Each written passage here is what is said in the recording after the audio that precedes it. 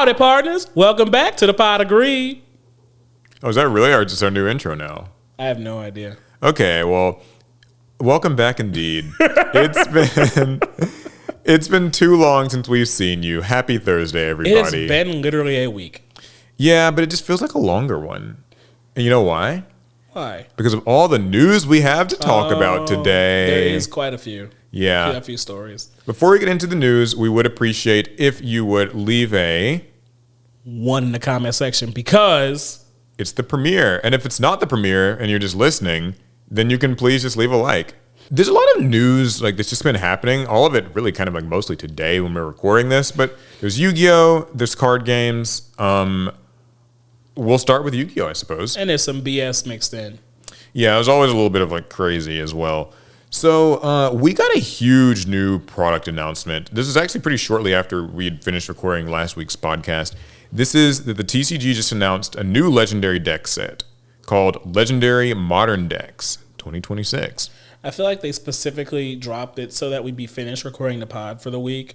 Yeah, Konami waits. They listen. They know. And they wait. They know. They know exactly when we record these. So this is sort of following in the same vein as Legendary 5D's decks, which is just coming out here in about a week. Mm-hmm. But Legendary Modern Decks 2026 contains 3 complete ready-to-play decks, each with 55 cards. That's 1 secret, 6 ultras, and 48 commons. Plus a bonus 56th card, which is another copy of one of the 6 cards from that deck, with a bonus chance to upgrade to a Starlight Rare. So that's kind of what they've been doing in these structure decks now. Gotta try to get people to buy multiple products. Interestingly enough, actually, the Starlight Rare copies of certain cards have been quite high. Like the Fallen and the Virtuous, that's the quick play spell. Mm-hmm. Actually, its Starlight Rare copy is apparently $150 or something. It's pretty kind of high because it's a pretty simple system. I mean, Bandai's been doing it for a long time with their products. As long as you keep that pull rate just low enough, mm-hmm. there will be people are going to set their prices, and when people realize, oh, this card isn't just being pulled left and right, bing, bada, boom, you've got value. Each deck is built to be tournament ready with a full main and extra deck, including brand new cards. And like the Legendary 5D's decks, they're also stocked with multiples of staple cards that go great in any deck. A great starting place for new, returning, and experienced duelists. So you might be wondering, Alec, what the 3 decks are. I'm not because I know, but let's pretend I don't. Let's pretend you don't. What are they, Paul? They are Sky Strikers, X-Sabers, and Mitsurugi. So a very motley crew of decks. Yeah, I'm trying. Okay, I'm trying. Let's stretch our imaginations here, right? Sky Striker makes sense. Sky Strikers, that's a anime girl with a sword. Okay. Yeah, it's Konami's favorite deck. They love pushing Ray. X-Sabers, this is actually the most surprising one. I don't even know how do you describe X-Sabers? I mean, they're kind of these warrior beast guys, but I don't know. They're certainly they're kind of it feels retro at this point. It's dual terminal. It's old. Honestly, I don't even know what to say an X-Saber is. And then the last one, Mitsurugi. Mitsurugi is kind of snake reptile creatures things, kind of ritual strategy, Japanese mythology type thing. I couldn't find a common thread between. I'm these not 3. seeing it. I'm really not. But to be fair, I guess that's not really even the point, because this is really just supposed to be a way for people to buy this product and have a new kind of up-to-date deck that you could play with. And for a while I was going to be how the hell are you going to accomplish that with X-Sabers? They're very old. But I remembered that they are getting new support. Because they've been going back and supporting all the different... everything gets support nowadays. It feels strange a little just because Mitsurugi is very new. Sky Striker is still much newer than X-Sabers. So it's is the new support going to be so solid that it makes it feel like a proper deck amongst these 3? And I don't know. I guess they're gonna have to do some juggling with balancing and stuff. But Sky Striker, I know, has some cards that have not yet been imported into the TCG. Yeah, kind of those manga side cards. Sky Striker has kind of a manga side of its support, and then more of a just regular stuff. I do not know which ones are still missing. I don't remember their names, but I don't even think that they're in Master Duel yet. So and usually sometimes Master Duel randomly gets weird stuff before us. But yeah, so they'll be getting those cards. X-Sabers will be getting what I think are going to be the supports that they're giving to the next set of terminal archetypes. So it's a little weird though. Because we are doing more dual terminal. Now, what's strange though is so for the last 2 years, Battles of Legend has done like 4 terminal archetypes. Like first it was like the Ritual Beast stuff. Yep. There's a couple of those. And this year it was like Gym Knight, Fabled, Jirok, Necros, I believe. This is weird though because X-Saber I guess will be probably getting this support. But then what about the other 3? Because we know there are going to be 3 others. I think it's like Shadal, Constellar, and like something else I may be forgetting. But I don't know if they're going to include that in like another legendary modern Dex too, or like is it going to be only that in Battles of Legend? Like I don't know. I don't know. This is a strange product. I mean, I get the idea on a surface level, right? Konami wants people to play modern Yu-Gi-Oh. Mm-hmm. And here they are. They're going to give you 3 modern Yu-Gi-Oh decks, and maybe the idea is to give you 3 different modern Yu-Gi-Oh decks that they're from different time periods, so that there's a higher chance of you finding one deck that you'll like be able to sink your teeth into. And Mitsurugi is the last one, and like it's a pretty fun pick, I will say, because it is such a powerful deck. Right now, it's kind of a top of the meta deck, and maybe to the extent that it's a little bit annoying. Part of me thinks, was it fun or annoying? Well, fun to play, annoying to face. Right now. I kind of worried when I saw this announcement because I was like, man, I was hoping that they would like ban Mitsurugi Prayers or Habakiri or something. And a lot of players want that. But it's like a weird position because it's like, well, I guess if it's going to be in here, then they're probably not going to be banning any cards soon unless the new support that they're releasing for it is maybe supposed to be like more balanced forms of like, because the Konami will sometimes do that where like they'll ban a card and then make a more balanced version of it that works more for just the archetype as intended. Because like Habakiri right now is just an engine that people can use. So either way, I mean, I think it's 3 very good decks, like or potentially very good decks. I was gonna say, you can't say it about X-Sabers, don't you dare. Well, I've seen the new support that they've announced. I have not the OCG even leaks. seen them. It's pretty promising. I think it'd probably be the weakest of these 3. As a long-time X-Sabers player yourself, Paul, it sounds like you're going to pick up 3 copies of this product, right? Probably. I mean, if you were to pick this up, which of these 3 decks would you be most interested in? Absolutely. Or you don't really? It's not really for you. Well, so for me, I'm gonna put all my eggs in the staple reprint basket. Mm-hmm. You know, the last 3 deck set has the Molcharmies. Fire. Could not ask for better. If this product has really good staple cards in it, I will force myself to like one of those decks and then get 3 copies of the product. I'm calling Dominus cards are in here. That'd be good. That'd be good. Because if they did the Molcharmy trio, then the Dominus, it's not really a trio, it's sort of a trio, but the Dominus traps, like Song of the Dominators and all that stuff, and Purge and Impulse, would be really wonderful reprints. They're kind of some of the last expensive staples in the game right now. I mean, there'll obviously always be like new ones, but the attributes of those decks. Because Mitsurugis are dark. Does each deck work with like a different Dominus card? Mitsurugi's dark, so it could use Impulse. Right. X-Sabers are Earth, so they could use Purge. And Sky Striker is like... Well, they're multi-attribute. It kind of is all over the place, but they could use like Song of the Dominators if they wanted. Like, it, could conceivably be used. I could see that. I could see that. If they announce that they're putting the Dominator cards in here, mm-hmm. I will force myself to play. Oh God, I'll save my answer for when we get the announcement. Oh yeah, so these are the 4 Sky Striker cards. It's Combined Maneuver, Engage 0, Sky Striker Ace Camellia, Prototype Sky Striker Ace Amatsu, and Surgical Striker Spectra. No effects, but just I know you're kind of more into the art anyway. I would be if it wasn't Sky Striker. Yeah, Sky Striker is not my thing. I know it's many people's thing, but it's not my thing. Maybe if I sat down and read the manga, then I might feel different about it. And then here's some of the new confirmed X-Saber supports. X-Saber Bruno, X-Saber Gothams, X-Saber Combination. I think there's a 4th card that's not shown here. That Gothams already exists. Wait, go back? Oh, wait. This is X-Saber Gothams. He's not double X-Saber Gotham. That's interesting. So I'm really kind of curious how this is going to go. But downgrade for Gothams. In a broader sense, though, I think this is amazing product-wise. Like, I didn't consider this until earlier, But we have gotten, by the time this comes out, because this will be coming out in March, and then the Charmer Chronicles deck that we talked about before, that's going to be coming out in January. They have revealed the two new cards that are going to be in that. And like that means that in the span of just like a few months, we're going to have gotten effectively like 8 different structure decks. Now, I do like that. I do like the really idea cool. that as a Yu-Gi-Oh player, you can just buy a deck. Yes. And then presumably with pretty good staples in them. Yeah, I mean, if they're making these decks like how they made the Chronicles, like Albaz thing, and these Legendary 5Ds decks, I think we're really in for a treat. Like that Albaz decks, it's pretty strong. They did a good job. That's all I'm gonna say. Yeah, as we're recording this, we're kind of in the process of practicing Blue Eyes structure versus Albaz structure duel. Since it's modern, we'll typically take a little bit more time to like play a few times before we actually record. But so that Albaz structure is really good just because like the branded archetype is good, and so I think it might be harder to make Charmers that effective.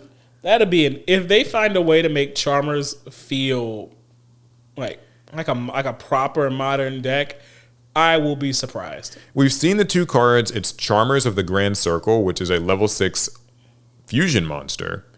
It just takes. I don't think I saw this. Yeah, it's only been recently revealed. It's I've seen the artwork, but I didn't know its effects. Okay. So it's pretty cool, and there's also a new normal spellbook of the Grand Circle, which lets you add 4 Charmer monsters with different attributes from deck or grave or banishment to your hand, and then return 2 cards from your hand to the deck. Wait. And it also lets you banish it to fusion summon. Specifically Charmer monsters. Charmer monsters. So some of them don't have the word Charmer in them, like they're like familiar possessed. Which I thought were kind of the ones you wanted to run. So I think that you're going to be having to run kind of the original Charmers unless there's other new Konami. stuff. But there also are the new there's the level 5 like enraged forms that they have, like Area of the Water Charmer enraged. Like there's oh god, those are old too. Well, they're not that old. Are they not? Yeah, those are the ones that they're like they've been released in the last few years. Oh, that's true. I'm tripping. I do remember those now. Okay. Those will probably be like the ones that you choose to use because having around those old Charmers. That'd be because look, I'm a Yu-Gi boomer, right? I had all the old original Charmers, and they were bad back then. Yeah, they were never really good cards. So, Jesus. We also all in all, great structure deck lineup. Seriously, Konami, like you get your props from me. You remember no new structures in 2024. Yeah, 2024 had 0 new structures. Year. We basically went like a stretch of 14 months with nothing, and now we're like really getting a lot. So, which overall do you like the most? If you had to between like Albaz Ecclesia, Charmer stuff, the 3 different 5Ds decks, and then these potential modern decks. What are you feeling? Yikes, that's so many options. So none of the decks are none of them scream at me. So I'm going to go ahead and fall back to the 5Ds, the Synchron deck. Okay. I want to say that's probably the one that I like the most. Yeah. And that's not to say I hate any of the other ones. Well, the 3 decks are the 2026 product are. Yeah, they're the most random feeling. They're really random. But I don't hate anything else. Like, I will look at the Charmer deck and then, take my staples out of it and then move on. But, I think I'll give it to maybe the branded thing. It just seems like it's strong. That's fair.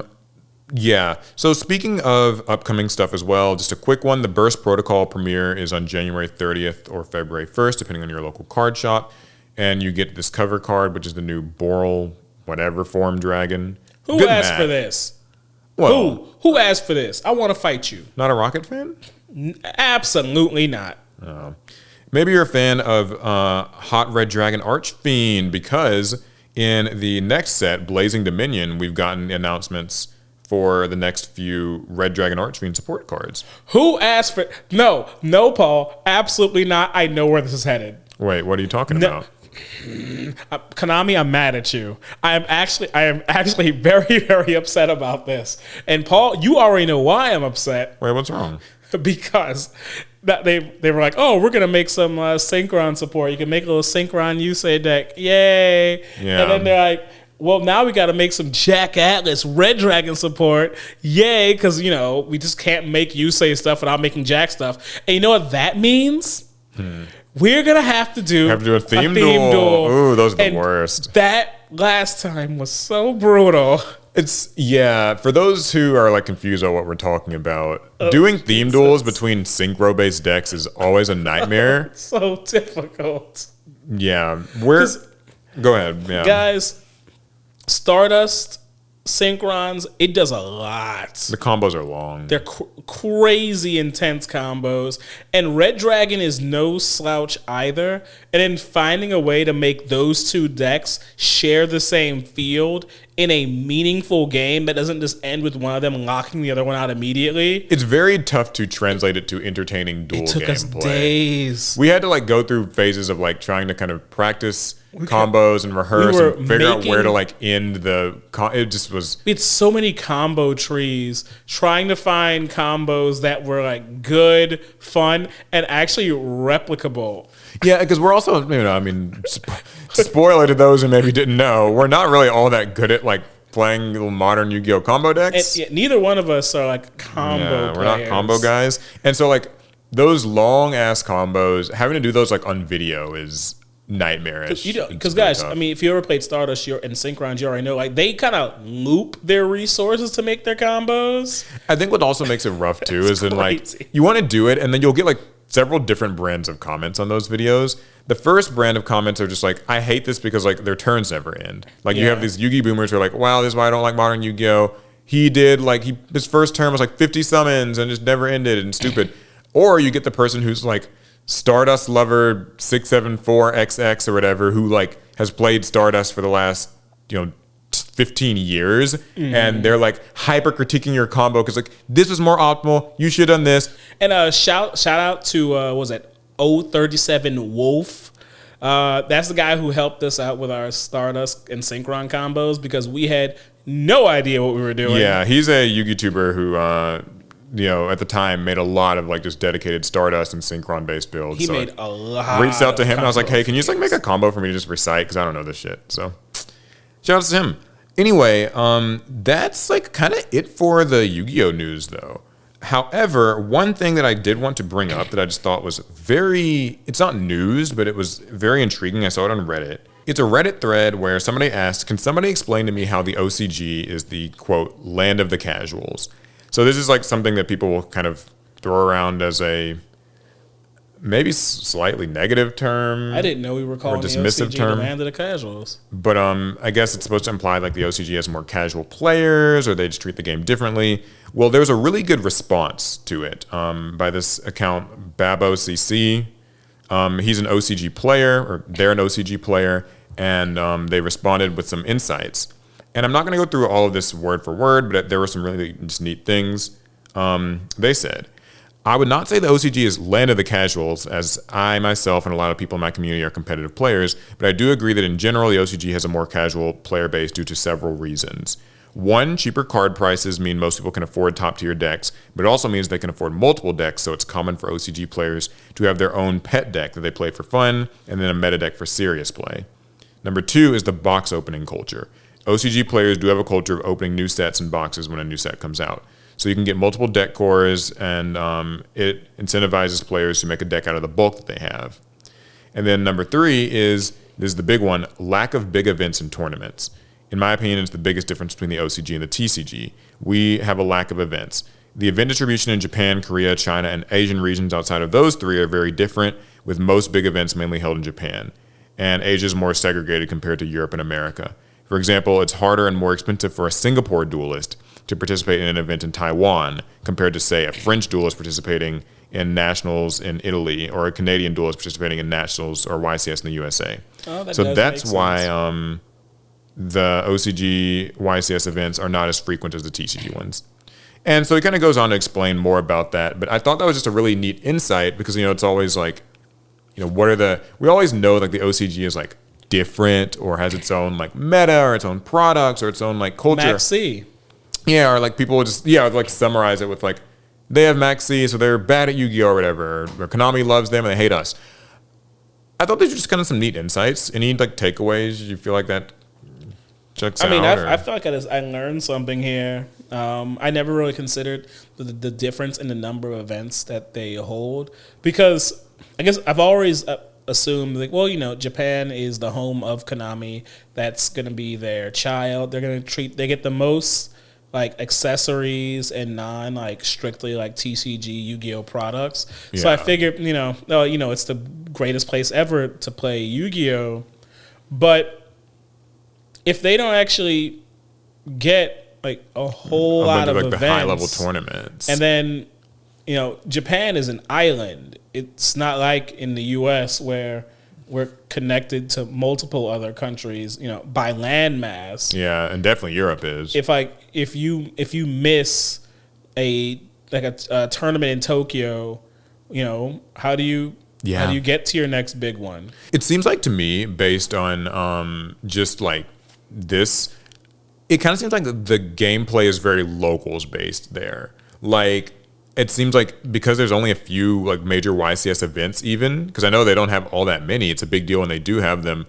It kind of seems like more of the play is like you go to your card shop, because we were in Japan and we did see there are a lot of card shops and a lot of places to play Yu-Gi-Oh. And a lot of those card shops are very big on Yu-Gi-Oh. They have scenes, but it seems like it's more of a locals based thing than a like regional YCSs. Don't seem like that's.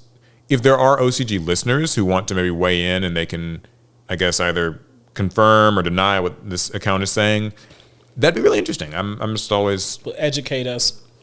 We were just poor peasant TCG players who don't understand the ways of the OCG. Yeah, so it's always kind of neat to hear those insights. That wraps up the Yu-Gi-Oh news, though. So there is a quick Pokemon story that I kind of wanted to talk about, just because I thought it was a bit amusing. It's nothing really major, but then we're going to get into like the Riftbound story, which is the big one. The nitty gritty. So it's been a while since we've had a Pokemon theft story, I feel. Agreed. But we have something close. Walmart is imposing purchase limits on Pokemon cards starting November 5th. Okay, well, that's not theft. They own the cards. It's a response to theft, I would assume. Or a response to scalping, really. Starting tomorrow, which this was November 5th. But so it's already enacted. Yeah. Walmart will restrict customers to 5 packs and or boxes of trading cards per visit and online. The announcement was posted privately to their employee back-end system. The new policy may have been in response to a viral video that circulated last week in which a scalper at Walmart was shown purchasing a store's entire inventory of Pokemon cards. In the video, the store manager is questioned by the filmer but ultimately allows the transaction to proceed, and that manager received significant backlash online. So, God forbid a person whose job is to help you buy things helps you buy things. Yeah, like I have to say, I feel bad for like this manager getting flack for this, because like she probably like she doesn't fucking know about Pokemon cards. She just like, this person wants to buy cards and she doesn't get paid enough to care. It's not their responsibility to police the distribution of Pokemon TCG cards. Their job is to help people complete transactions and make sure people aren't stealing. The fact that this person was getting all this TCG product and trying to properly pay for it, nothing wrong here. Yeah, I just think like it's good to impose these sorts of limits. Pokemon scalpers are vicious. We all kind of know that. Walmart also shared, we're introducing this limit to make sure all fans and collectors have a fair opportunity to enjoy trading cards. Our goal is popular items being available to as many customers as possible and to maintain a safe and positive shopping environment for everyone. So, I guess it's a way of deterring scalping. Mm-hmm. I think it's probably going to be a system that is like built into the registers. Yeah, it's a hard purchase limit. I actually encountered this recently myself, not at Walmart, but at Target. Whoa. Yeah. Now you broke the picket line? We not shopping at Target? You're not shopping at Target.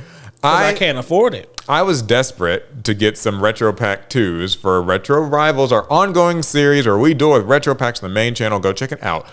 I do actually buy those Retro Packs just from the local stores.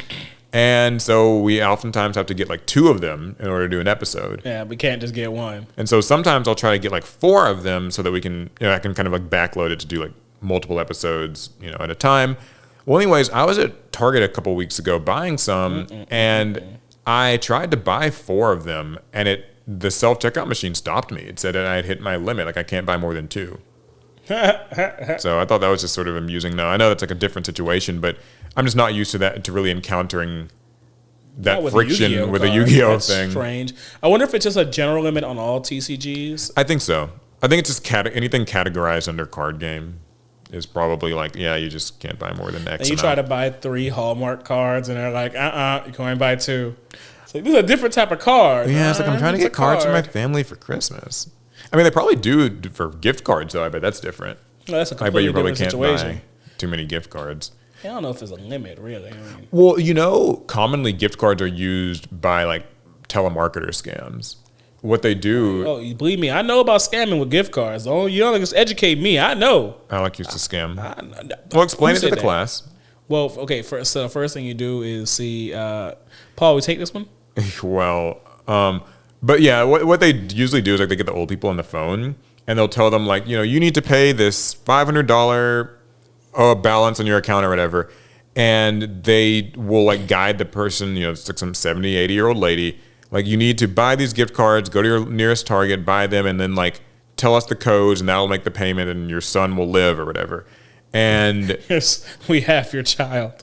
Well, I mean, that's what they're doing with some of these like voice AI telemarketer things. Yikes. Your son's in jail or whatever, you need to bail him out. But anyway, and that's actually the thing that they do with gift cards. So I can just imagine like a kid trying to convince like old people to buy like Roblox gift cards. It's like, you gotta get the $50 Robux cards, the $50 ones. Yeah, get the $50 one. Yeah, get the 50, and then you tell me what the code is. Tell what the code is, or your son will die.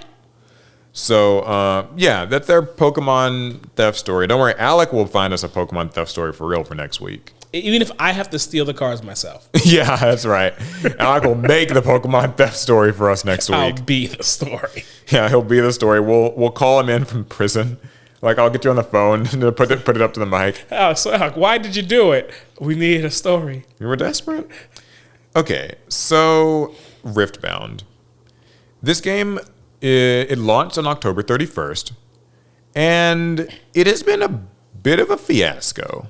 Have you heard anything about this? No, only because I'm just not tapped into Riftbound like social media.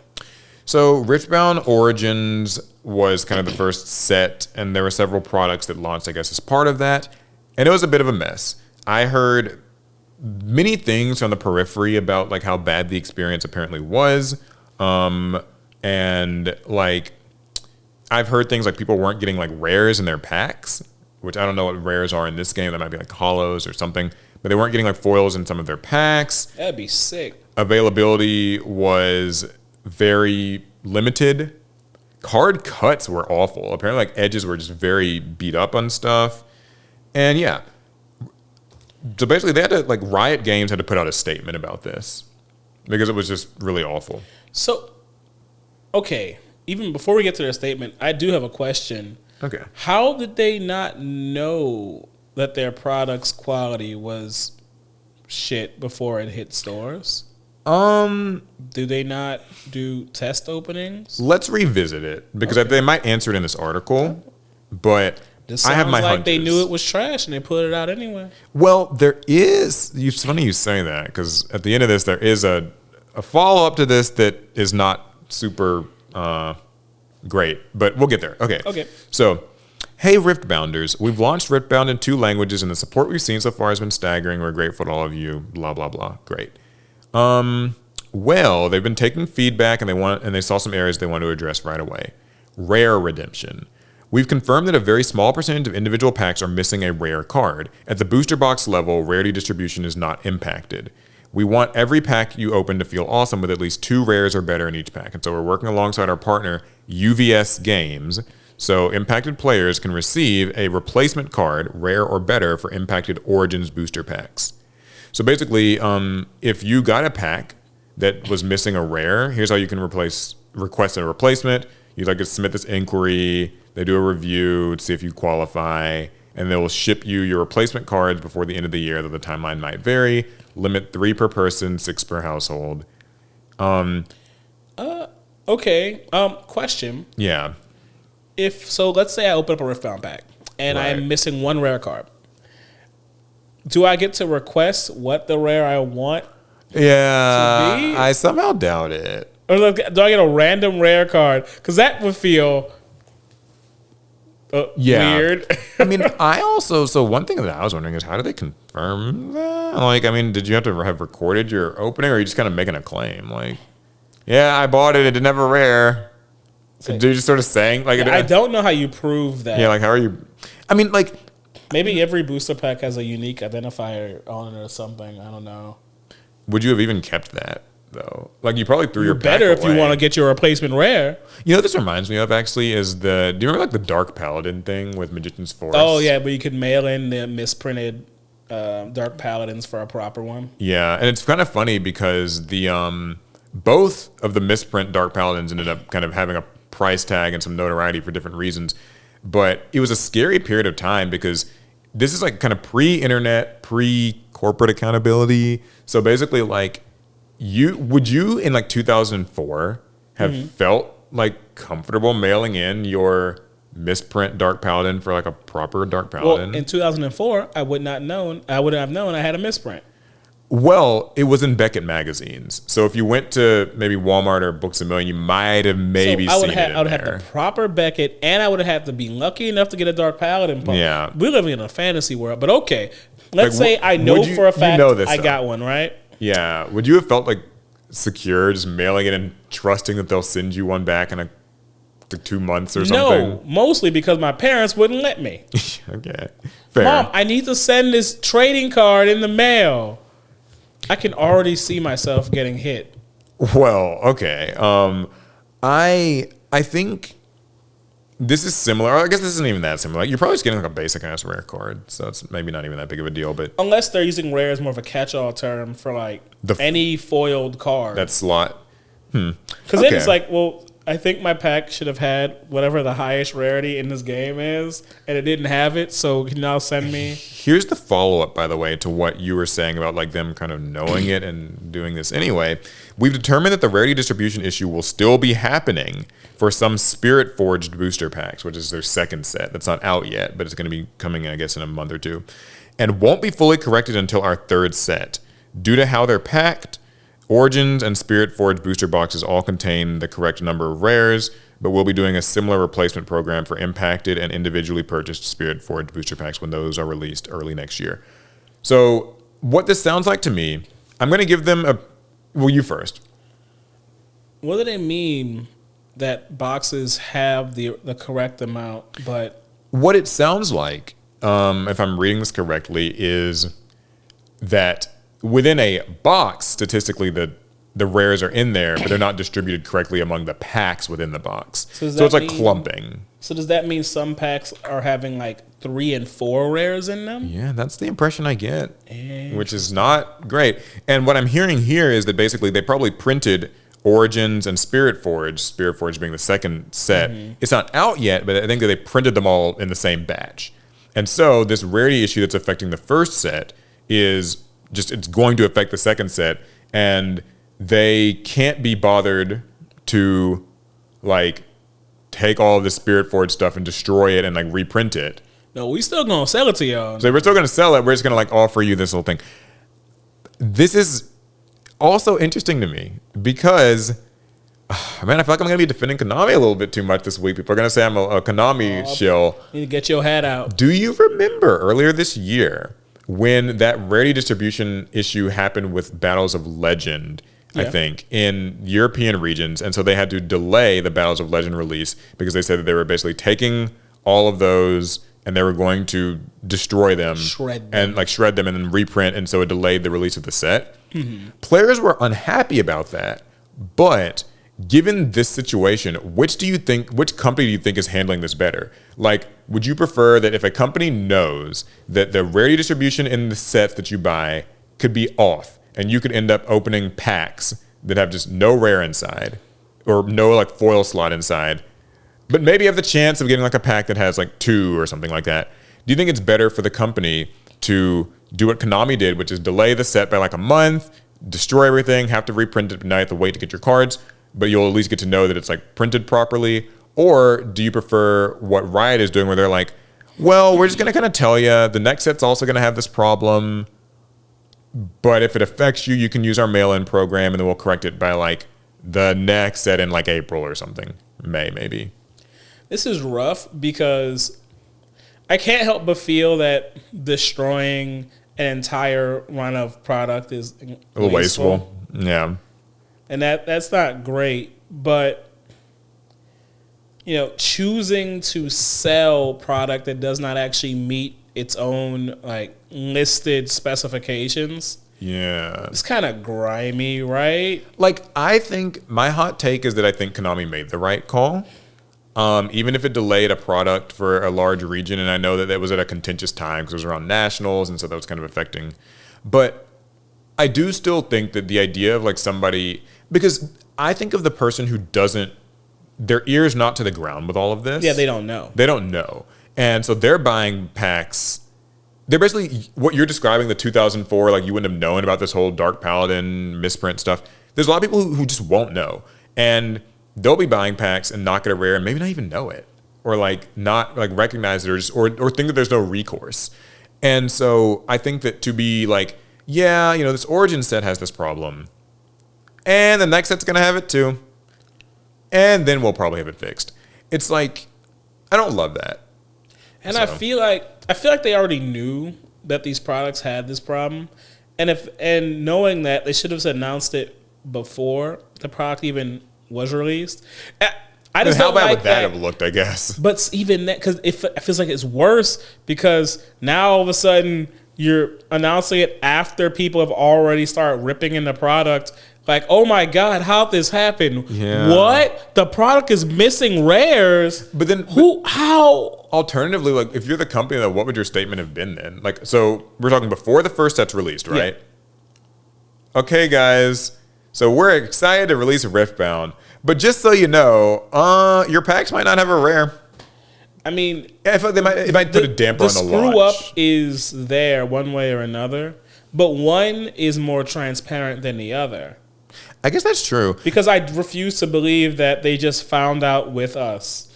I think that the middle ground that they're reaching for, and maybe this is me, I'm reading too far into this and maybe assigning malice where it doesn't exist, is if you say it before the first set, so the first two sets have already been printed. Yeah. And they both kind of have this issue. If you say it before the first set, then that like takes all the wind out of your sails. It's like, okay, well, I'm just not going to buy this new game at all. And it's like, why didn't you guys? It makes it look very apparent. Why did you guys not just destroy this and reprint it? Because that doesn't make, like, you are like willingly doing this. The method they took, or at least as it's playing out, we'll say, is we released the first product. I think you're right that they probably did know that there were some rarity issues. Unlikely. And they're kind of taking it on the chin and being like, whoops, sorry guys, haha, like our bad. It'll probably happen for the second set too, but we're at least telling you guys about that ahead of time. And there's a program, so don't get too mad at us. Like, I think that they're kind of walking a middle line of ethics where it's like, there's some transparency and there's a program to compensate you, but also we didn't lose any of that like hype and momentum before that first set dropped on store shelves. They wanted people that have already bought it before the problem gets discovered, quote unquote, which to me is grimy. I don't love their method personally. And if we're gonna pretend like they didn't know and that they're finding out with us, then now I feel like what is your quality control like, where you didn't even like test if your packs were properly distributed? And just testing about distribution is not where the problems end, because we get to the next thing, which is cutting card edges.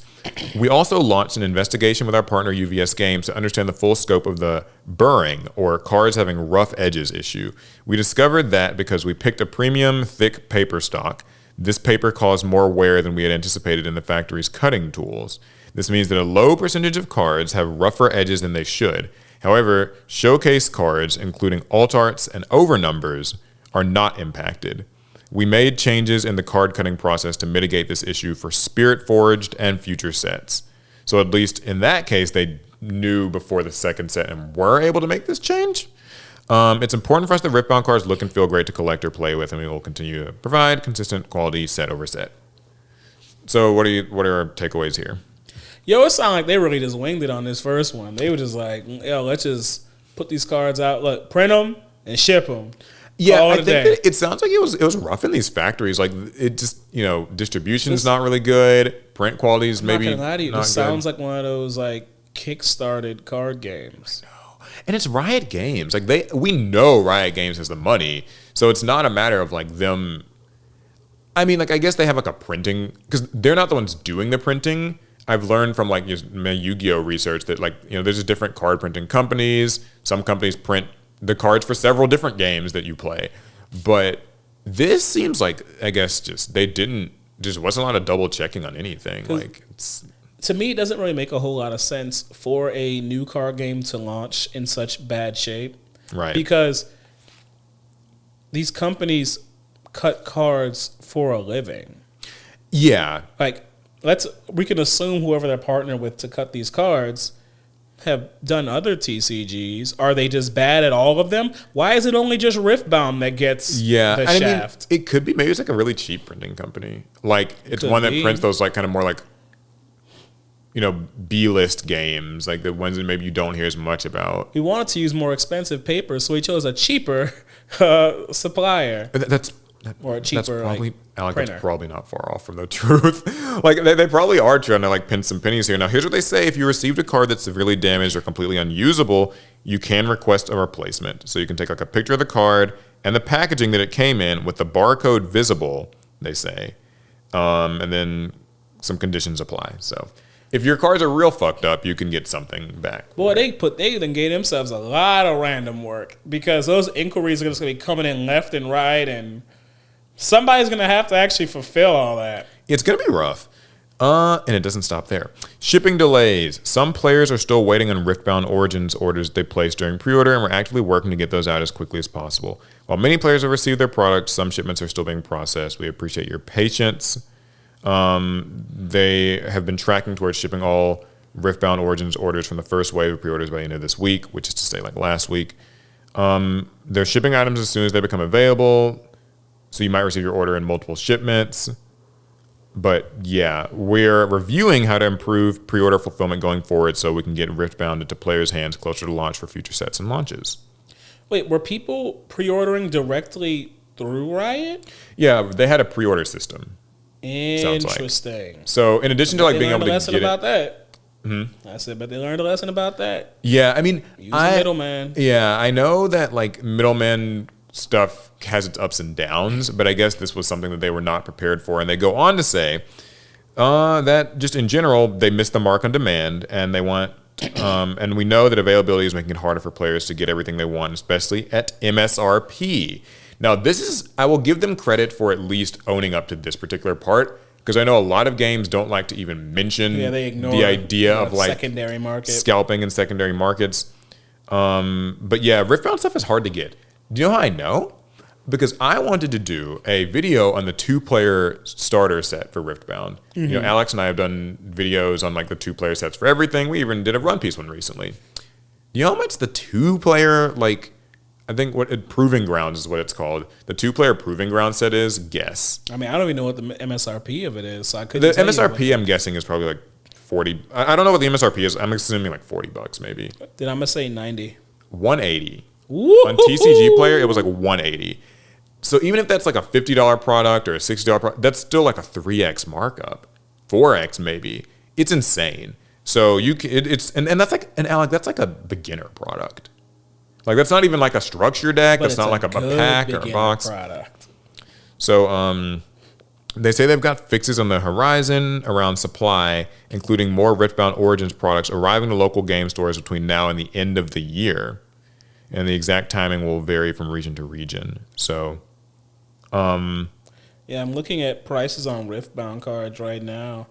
Looks like you can buy a box for about $280. Oh goodness! If you want, you can get a Chinese box for $90. Well, I'm sure they made sure China got plenty. That's been out there for like a year or something. I don't know. Yeah, these boxes are expensive. I just talked about Proving Grounds. Apparently, Proving Grounds has some desirable cards. Like, I thought you were joking about that. I think that Proving Grounds apparently has some really good cards because they say that We've heard the desire for access to Proving Ground cards. In support of the launch of Spirit Forged, we'll be adding many of our Proving Grounds cards, including Legends, Champions, and Signatures, into promo packs that are available at Nexus Nights that will allow players more access to them. And they'll contain foil versions of those cards that aren't currently available in Proving Grounds. So basically, the 2 to 4 player starter set actually had good cards that people wanted.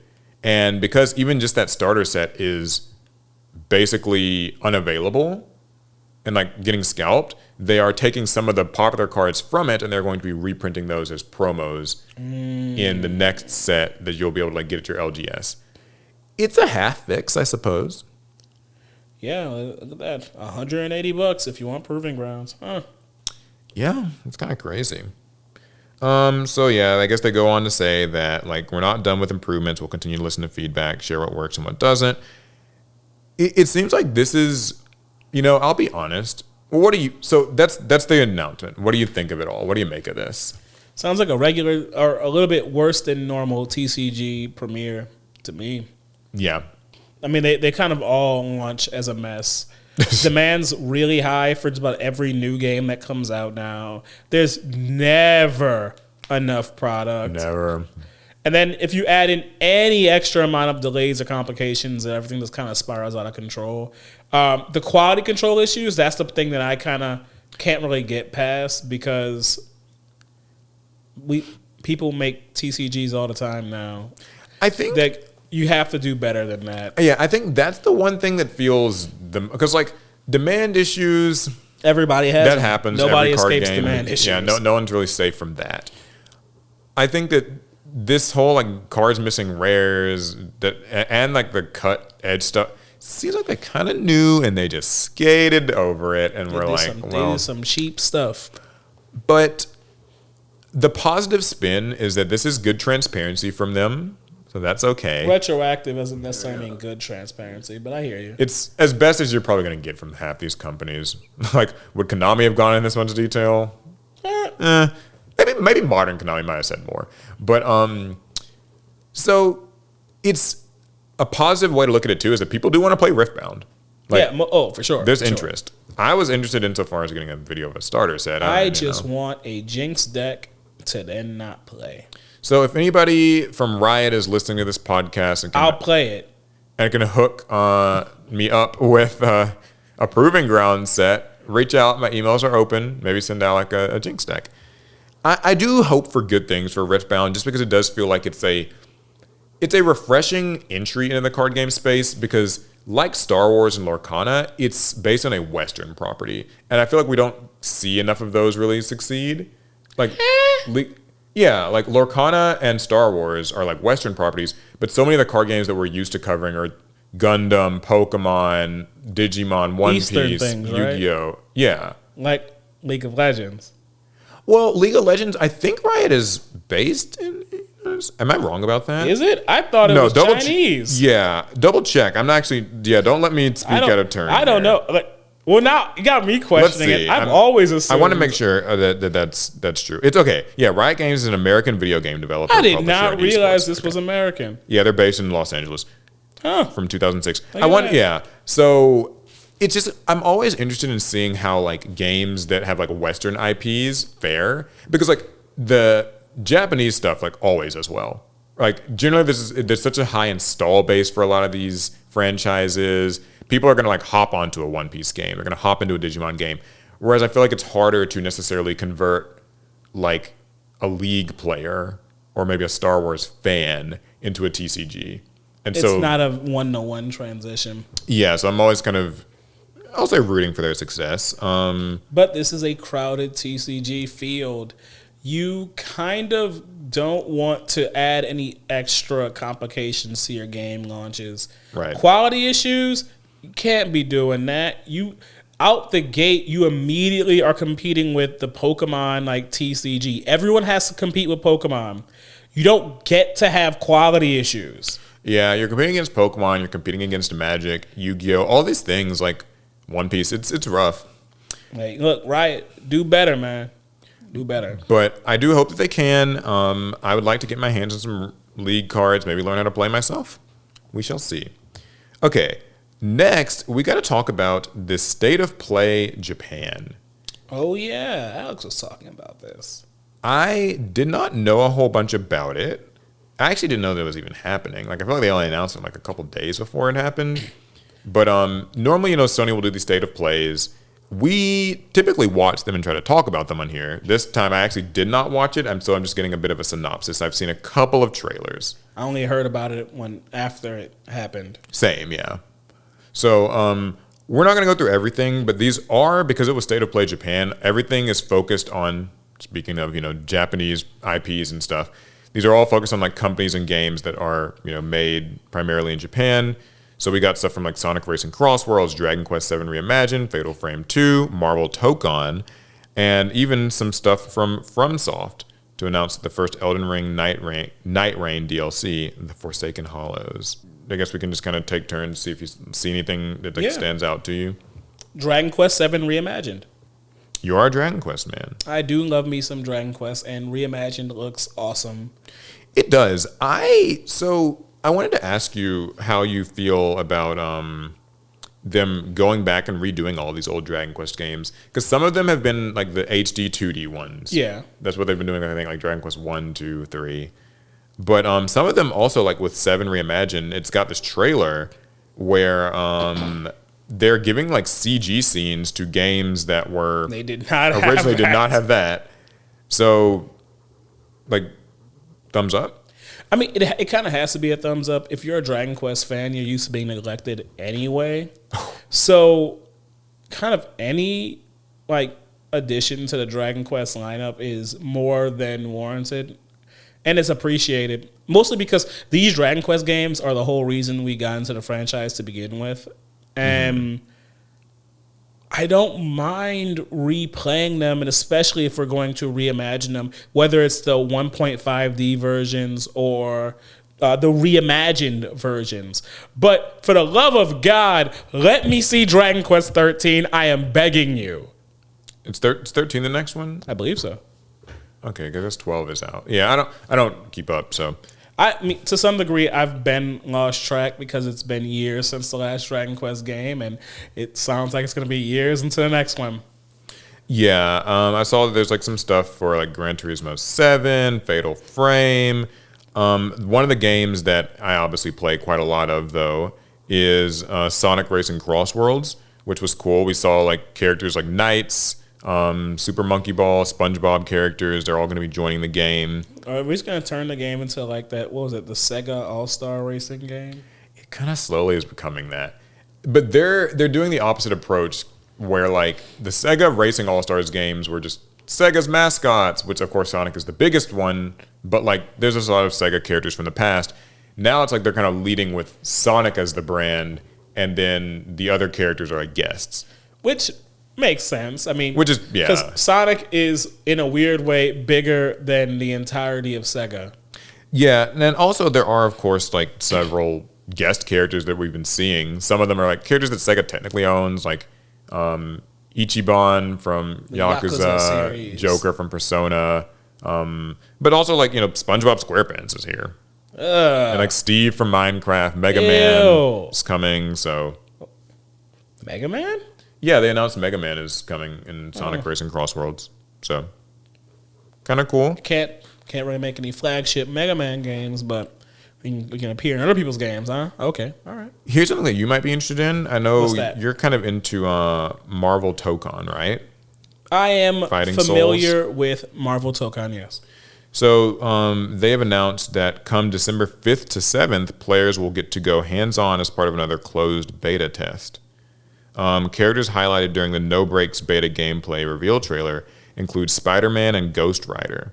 So for 3 days, you'll get to try these characters out and see how they play. I mean, I'll try it. These types of fighting games are not actually my bag, those team-up fighters. Not really into them. I like to focus on just one character and then, like, bashing my brains in as I try to learn their combos. Getting distracted by other characters, it kind of throws me off, takes me out of the experience. But I will be there because, well, it's Marvel. Yeah, they announced Octopath Traveler Zero's demo is going to be, because I guess it's already come out, but the game releases in December. Octopath Traveler, just as a reminder, is the game that is got the same music composer who does Yu-Gi-Oh! Master Duel. So that's why I've been playing a little bit of the Octopath games. They seem fun. What else we have here? We have I see some stuff about Elden Ring. They did unveil the really cool new Sony PS5 monitor for the US and Japan. Oh, I saw that. Yeah, this is an interesting one. Okay, it's a 27-inch monitor. Yeah. That's said to feature vivid visuals, VRR support, which is like that feature I think where the PS5 can like make your games run at like up to like 120 FPS and smooths out bad frame rates. I don't know the technicals behind it, but that's the gist. Yeah, it's a 27-inch Quad HD gaming monitor up to 240 hertz or 120 hertz for your console, but 240 hertz for your PC. And it even has a little charging dock for your controller. So like you play your PS5 on there or your PC or whatever, and then you like put your controller like right underneath the monitor and it charges. Cool? Who is this for? I don't know.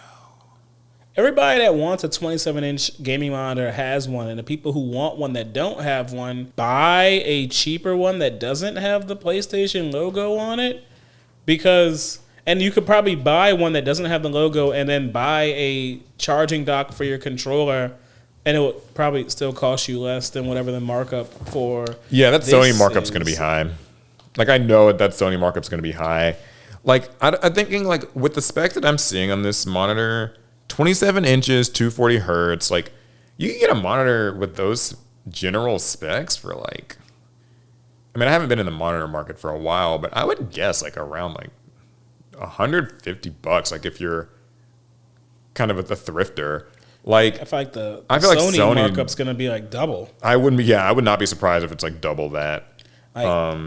I'm just, look, call me crazy. I like it when these companies make a new product that offers us something that we haven't had before, that we may not know if we need it, but it at least does something new. This is them just making something that already exists and putting their logo on it. My hunch is just that like they know that a lot of gamers now, and in the upcoming story that we'll be talking about, becomes much more clear. Uh-oh. A lot of gamers now are just becoming more hybrid. Like, so many gamers are playing cross-platform. So many gamers are, like, dabbling in PC gaming, but then also do their console gaming. And, like, some people are connecting their PS5 to, like, their monitors on their desk as opposed to the TV in their living room. And, like, I think that Sony sees that. And so this is basically their way of being like, well, we got to at least kind of get our dog in the ring too, and like so we'll offer you a rebrand a monitor. Yeah, rebrand. The thing is though, and I'm not one of these people, but I know a few. Some people are so brand loyalty pilled that they will just buy this. Like, just because it says like Sony, you know, like it just, some people, they're just these lifelong Sony, like PlayStation people. That's like their thing. To some degree, I understand when it's like, oh, I trust their build quality. They have a proven track record. This is the company I buy my products from. Right. But they don't make gaming monitors, and then now all of a sudden they do, but they're not doing anything unique or different. It just put a charging dock on it. Come on, y'all. For the love of God, do not buy this if you actually need a 27-inch gaming monitor. Just buy a non-Sony one. But if you do buy this, let us know if, you know, it does something at all. Yeah, I'm very, like, you know, it's certainly not for me, but I think that, I mean, I remember you were mentioning before that, actually I think on this podcast once, that you were like, oh, I could connect my PS5 to my monitor. I still don't think this is something you would want to get because you have a monitor already. Yeah, so I already have a monitor. I can connect my PlayStation to it. But I guess for the person who is a PS5, like a lifelong console PlayStation gamer, right, and they're being like, you know, encroached upon by this PC world, like Sony wants to offer them something quick before like they can have a chance to see other brands' products. But why would you even want them if you already have a PlayStation?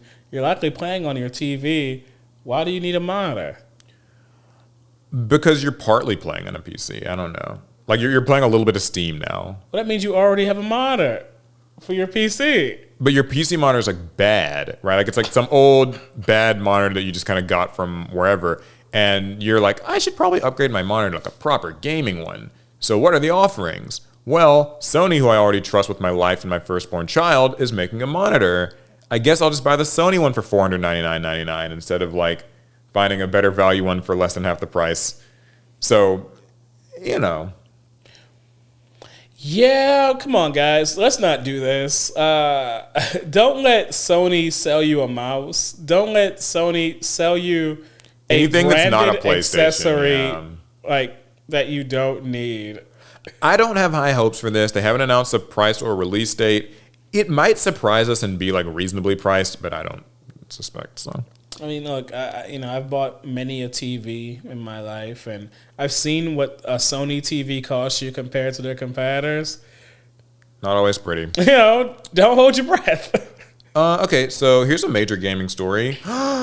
GTA 6 had its release date delayed. Oh, yeah, I saw memes everywhere. Again. I saw so many memes.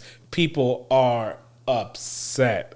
Some people are livid. I think I saw one person was like, I'm crying RN, which I think means I'm crying right now. And I think they meant it like this, like they were typing through tears. So it's interesting that this is actually one of those games that has become very larger than life. And it is effectively, it determines a lot about like just the state of the gaming industry, the state of the console, whatever.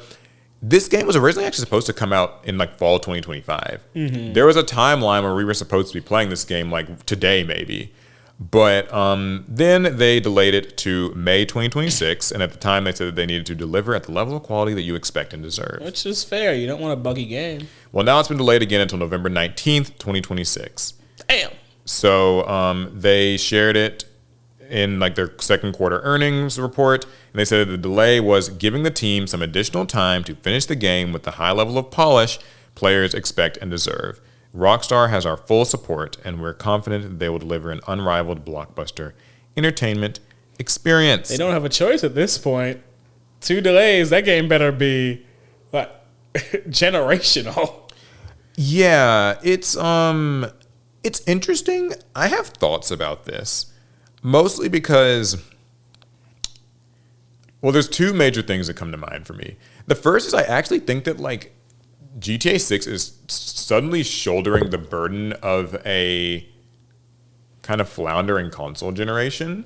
I mean, it's got the entire gaming industry on its back right now. It does. Like, there are people who suspect that this game is going to, like, cost $100. There are people who are, like, this is a system seller. There are people who have not upgraded to like the current gen, like they're still playing their PS4, their Xbox One, and this will be the game that makes them like, oh, I'll upgrade for this. Also, like, it's interesting because Rockstar's history with GTA games is actually they typically don't actually release in like amazing shape.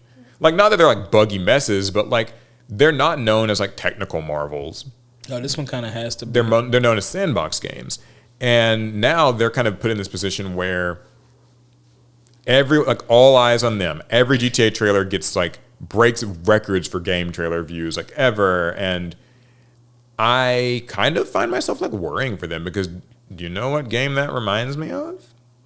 Like, poor Cyberpunk 2077. Now, I think that they know the assignment pretty well here. But Cyberpunk was like CD Projekt Red, which had released, The Witcher and other successful games. Up until that point, they were the darling of the gaming industry. So it makes you wonder, like, what's, is this just, I guess it's only like a 6-month delay, so it's mostly just, I guess, for polish and quality of, bug testing stuff. But yeah. This might be the game to take Rockstar down, yeah. The downside with focusing on quality and pushing back the release date means people are going to have even less tolerance for any imperfections when this game launches. And like you said, it's GTA, it's a sandbox game. Sandbox games tend to have issues because, well, the focus is on the sandboxiness and less so on being a perfectly running game. I think they might be in a bit of an impossible scenario where it's unlikely they can actually put out a game of the quality that matches the sheer amount of expectations on this game. A second thought that I had too was actually around like addressable market, which is something that I hadn't. You don't really consider it for any other game, but like as large as GTA is, every time you delay these games by like 6 months, that's extra money that you have to pay a bunch of people for 6 more months of work. Yeah. Like all these, developers, coders, like playtesters and stuff. It's a lot like having to like sort of delay a movie and stuff. Sometimes even more expensive. And we know game budgets are already really high. And it makes me wonder, like, how are they even going to necessarily like make back all this money? Because to sell this game at like the $70 price tag probably isn't actually what they would want to do. They probably want to like $99 for like base game. They know how much they made with the online part of GTA 5. Yeah, that tail. So GTA 6 online is about to milk the ever-loving. And this will be a game that people are going to be playing for like the next, decade and a half, because that's how the last few GTAs have been. The thing I noticed, though, I did a little bit of research and realized that when GTA, I want to say 5 released on the PS4 and Xbox One, if I'm remembering this correctly. Sounds about right. The PS4 and the Xbox One at the time had sold a total of about 150 million units between the two of them, I think. This time, though, the PS5, I think, has sold about 80 million, and the Xbox Series X or S has only sold about like 30 million. So there is a smaller install base of potential buyers here compared to when GTA 5 came out, but we know that the budget for this game is going to be even much higher than GTA 5's was. And so it makes me wonder, are they going to be upping the MSRP of the thing that you get, or maybe even releasing it on PC at the same time that it comes out on console, just to get even more, soak up as many sales and purchases as you can get. Paul, I need you to hand it to me. Yeah, take it. Go ahead. I need my tinfoil hat. Yeah, here you go. Have that. All right. So, all right, guys, hear me out. I think they may have made the ultimate play, taking into account the current state of the economy and earning trends within Western society. Hear me out. Hear me out. I'm hearing. All right. GTA 6, I think, will be an incredibly successful game because it will be the next girlfriend game. And no, you might think, oh, this is a game my girlfriend will play? That doesn't make a whole lot of sense. It's GTA. No, it's a girlfriend game, and it will be the game that your girlfriend has to buy you to prove that she loves you. It's like how like with like 2Ks and stuff, like your girlfriend buys you the game, proves that she loves you. You tell her you love her, and now you tell her to get out so you can play the game. Now it's going to be GTA 6. Now they potentially need to increase the MSRP of GTA 6 so they can help cover their costs. Well, the earning potential of women in Western society is up right now. That more education, getting higher paying jobs, they can afford a more expensive GTA 6. They're doing 3D chess here. Yeah, sure. I mean, I know what you mean. Like, I think that with every delay, they do have to try to find another avenue to like make back the money that's going to be spent on that. I saw an interesting article here that I wanted to go over, actually, because it kind of funny, sort of a segue from what you're saying, maybe not as conspiratorial. The winners and losers of the GTA 6 delay. I don't have this on the raindrop, sorry, but it'll be quick. It's who benefits and suffers from Rockstar's latest change of release date. And this is actually kind of an interesting thought, because since so much revolves around GTA 6's release, we actually talked about how like certain game publishers would literally try to release their game in a window of time that GTA 6 is not coming out, because you know that to release it then means your game's just going to get shunted. I would avoid planning any major life events around the release of GTA 6. So yeah, like some of the spring 2026 games like Crimson Desert, 007 First Light, Soros, and maybe there's others, are probably like breathing a sigh of relief, because now you don't have to worry about a May GTA 6 to compete with. Makes sense. So that would mean like consumers would have more money to spend on that. PC gamers, they said that they might be the losers of this, because if history is anything to go on, then the wait for GTA 6 got even longer for you if you're a PC gamer. Although my personal idea is that I think that they're going to try to release it on everything at the start, and that might be part of why they delayed it. I feel like if they're going to do that, they would have announced it by now.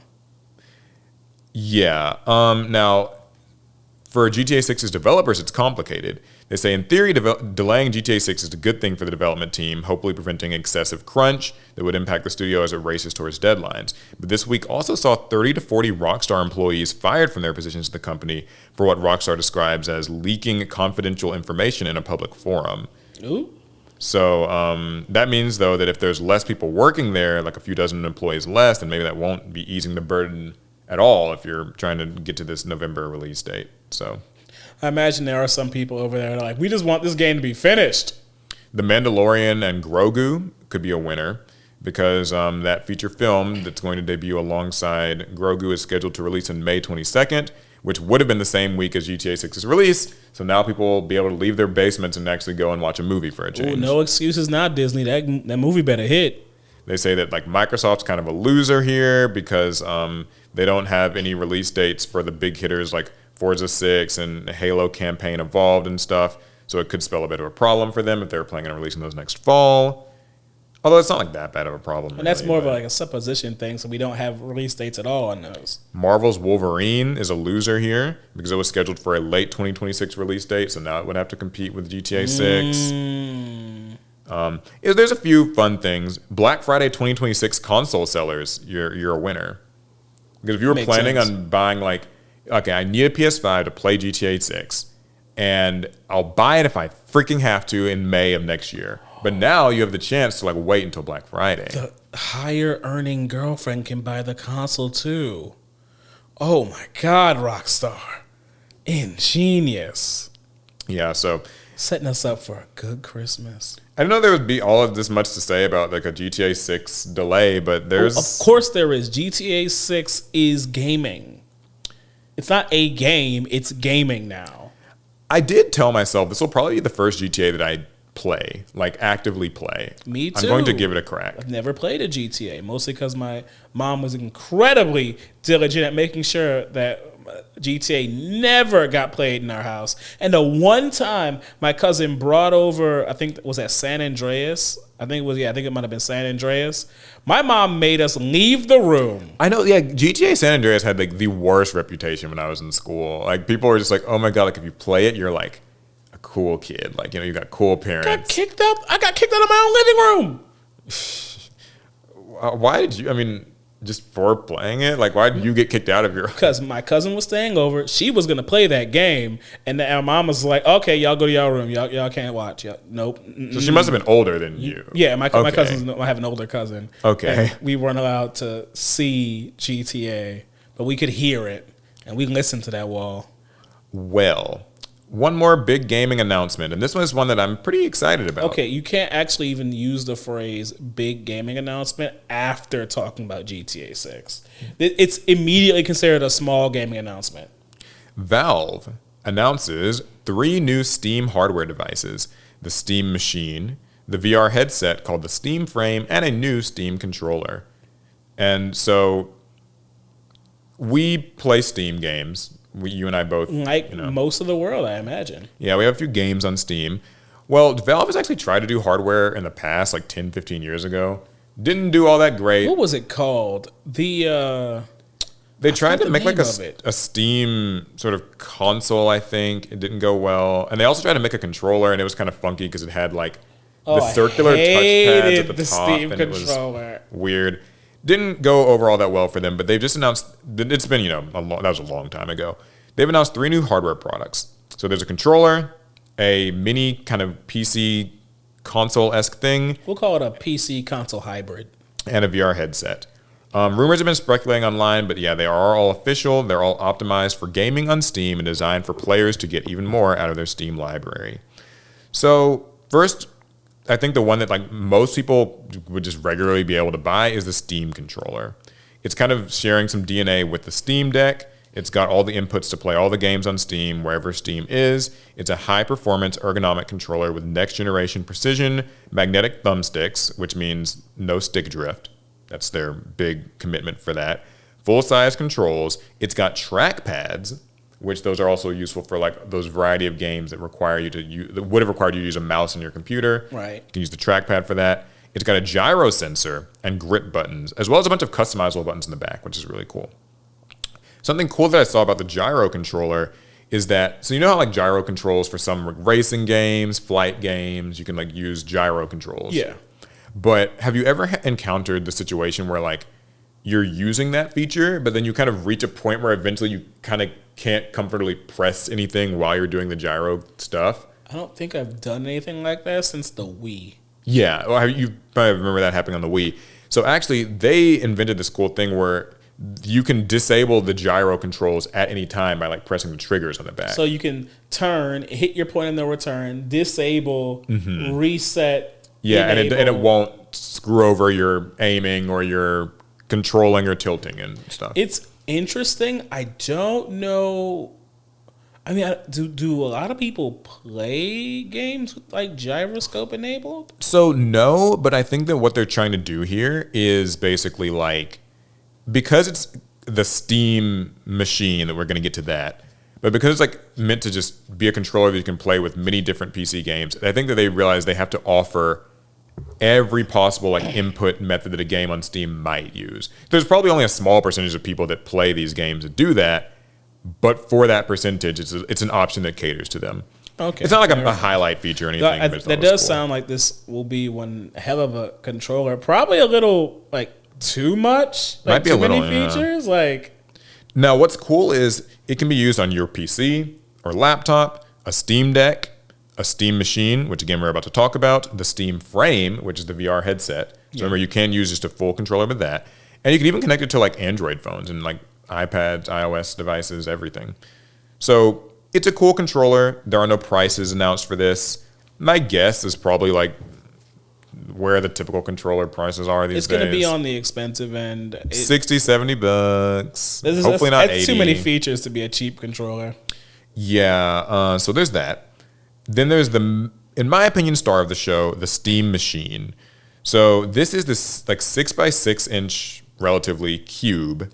Let me just say, what do you think? Absolutely fire design. Like, you like it? Knocked it out the park with design. This stupid cube. Like, tell me, go. It's so simple, and then it has just the one like the LED light that runs across the front of it. I know, I like it. Elegant. It's Steam, so you have this idea of limitless possibilities, right? Because you have the entirety of the Steam marketplace, your whole library, and then but you have this simple cube that feels like it could have anything inside of it. Dare I say it's a GameCube? Boo! Oh, this come on. This is better. This is better than a GameCube. I worked hours on that joke. This is like a box, an Xbox. Oh, nah. No, okay, I'm even sorry. Even worse. One thing I will say I love about just the visual of it is you can change the faceplates. So as is, it's just like a black box. Elegant. Very elegant. Very, just simplistic. But you can actually have like just different faceplates that you can like put on there. So they showed a couple of ones. Like I saw like a wooden one, just kind of like a wooden aesthetic, if that maybe fits with your desk or your TV or home aesthetic. But they also, people are going to be on like Etsy and stuff, just making all kinds of custom printed designs. I love the idea of putting a faceplate on it to make it blend in with its surroundings. Or someone just like walks by, doesn't even know it's there. And it does feel like it will just blend in well, because like if you want it to be a minimalistic black box, it can be that. If you want it to kind of have like a wooden look, kind of more like a furniture-ish look. But then also, you can be your favorite thing, like just a custom, whatever your favorite game franchise. I know somebody's going to find a way to put some anime titties on it. They will. Do not put anime titties on your Steam box. Wait, what do we call it again? Steam machine. Don't do it, you heathens. So specs-wise, it is made for powerful, versatile PC gaming on a big screen. So this is really meant to be like something that you set on your entertainment center next to your TV. Although you can still play it on your desk, like a monitor, with a monitor, like normal. Right. It's quiet, and it's small enough to fit under your TV, on your desk, or anywhere else that you want to game. It's a roughly 6-inch cube. So I like that small size thing. That's not specs, Paul. Well, I mean, we're going to get the basic stuff out of the way first. Oh, okay, all right. It runs SteamOS for the same great experience as the Steam Deck. And also it can work with a Steam controller, but you can pair it with your other favorite accessories too. So you can literally pair it with your Xbox controller, your other third-party controllers. They show that you can use it with a mouse and a keyboard and everything. You can connect your controllers through Bluetooth. I don't think this thing has enough USB ports. It's got actually 5. Oh, okay, I lied. Yeah, so there's 2 on the front and then 3 on the back. And 4 of them are USB-A. There's 1 that's USB-C. It also has DisplayPort and HDMI, I saw. Oh, okay. They found a way to fit it all. And it has a micro SD card slot. Oh, all right. Which, if you have a Steam Deck, which I actually do, you can store games on a micro SD card on your Steam Deck. Mm-hmm. And they're promising that you'll be able to actually, any games you have installed on that micro SD card, you can just pop it out of your Steam Deck, pop it into here. Those games are already, ready to go. Though this thing does have multiple, it has, built-in storage as well. You can get a 512 gigabyte version, which is that's too small. Probably on the smaller end, but you'll know. I don't need no little cube. Little cube. You'll know that if you're the type of gamer that can maybe manage with that. If you play Overcooked and small games, I don't know, that aren't large, that might be fine. But the alternative is a 2 terabyte one. Now we're talking. Yeah. So now we're putting money where my mouth is. That sounds terrible for some reason. Yeah, I don't even know why I chose to say that. I don't know why it sounded that bad. That really wasn't my best work. So it seems like it's just a very versatile machine. Specs wise, I saw they listed the actual specific specs, but basically it is aiming to be able to play games at 4K, 60 FPS using FSR technology, which is basically a type of upscaling. So they're running the game not actually at 4K, but using some smart upsampling technology to be able to run it at 4K if you want to. But how do I reach 120 frames? Great freaking question. You run it at 1080p, I'm sure. But yeah, so basically it's kind of a mid-power gaming console-esque experience. They say that it's I was watching Digital Foundry's video on it, and they feel like it probably lands somewhere between an Xbox Series S, which is kind of that more small one, and a base PS5. So kind of somewhere in the middle of that. So good enough to play literally any game in your Steam library at probably medium to high settings. You're probably not going to be cranking Ultra on it. So once again, Cyberpunk 2077 will slow this thing down to a crawl. It'll probably be just fine. But if you're I run it on Ultra. Maybe not. No, I actually can't run it on Ultra. It destroys my PC every time. But I guess the idea is that it's supposed to kind of be a very versatile PC because maybe you were playing games on your Steam Deck and finding that you were kind of hitting the limits of what that could. That is true because the Steam Deck is really popular and people have run all sorts of games on it, but it does have a finite limit of what it can handle. They say this is about 6 times the power of a Steam Deck. Although whenever I hear numbers like that, that's not really a linear thing. Yeah, it's more of a... if I stack 6 Steam Decks up, is that it? Yeah, because CPU and GPU and RAM, they're different. They play into a sort of formula of how much performance you can get out of a thing. So I don't think it's really fair to just say it's 6 Steam Decks. Well, but I guess it is kind of funny to think it it has the power of 6 Steam Decks in a form factor that is smaller than if you stacked 6 Steam Decks. But yeah, it is significantly stronger. I think this is awesome. What do you think about it? I'm with it. I think it's a cool device. I have no notes. I think the design is good. We'll have to see how it actually performs in real life to know if it's really solid. But we also don't have a price on it yet. That's a huge kicker. That will really probably make or break all up. And then before we get a kind of holistic view of everything, the last one is the Steam Frame, which is the one that I think that you might be a little bit more interested in, given that you like VR gaming and experiences. I'm going to tell you right now, I'm not all that interested in it. That's the part I'm actually least interested in. Okay, well, you can stream all of your Steam games, VR or non-VR, onto this thing. It's comfortable, wireless, lightweight VR designed to give you a new way to experience your library, full controller input for PC VR and non-VR games, which I thought was really nice, so you're not just limited to using the small, the kind of nunchucky controllers that it comes with, like most VR headsets. Right. You can also just use their Steam controller and maybe presumably other controllers too. And it is a PC, so it's actually powered by a Snapdragon Z processor, which is actually a smartphone chip. Yeah. Something you might find in like your Galaxy S24 or so, 23. Phones be strong. And you can run SteamOS on it. And it supports standalone play for an immersive gaming experience. So basically my understanding of it is that you can plug in a little USB dongle to your PC and like stream your games that are running on your PC. And they get streamed to this. So you're playing VR. It's just like the Steam Link feature. But also you can just run games on the product itself. And I think that's really cool. What do you think of like the look of it? It kind of seems like it's just a generic VR headset. I didn't really. It does kind of scream generic VR headset, but I think that's mostly because of the aesthetic they're going for their products. It kind of has to look that way. Yeah, their whole product design language is very understated. Yeah, it's extremely understated, and I think that's solid. If the price point isn't too high on all these pieces of hardware, then 10 out of 10, I would have nothing to say against them.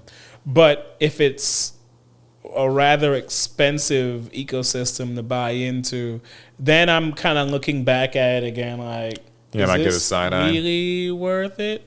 But just from what we're seeing here, this actually all looks really good.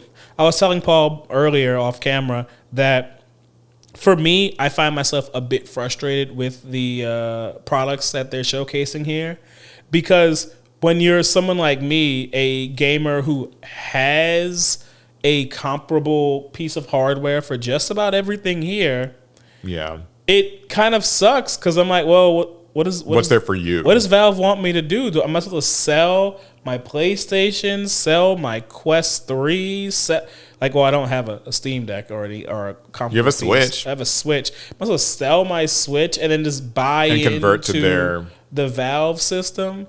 That sounds like more trouble than it's worth, but at the same time, well, it doesn't feel right to then just buy all this stuff that I kind of already have a competitor for. So yeah, it's interesting that you mentioned that because we were talking about it, and I feel like Valve they're introducing what could be a big game changer, but also just a nice convenience product where like their products are so inoffensive. Mm-hmm. They all kind of feel like they are meant to be things that can supplement your gaming experience, but not necessarily like force you into an entire ecosystem if you don't want to be.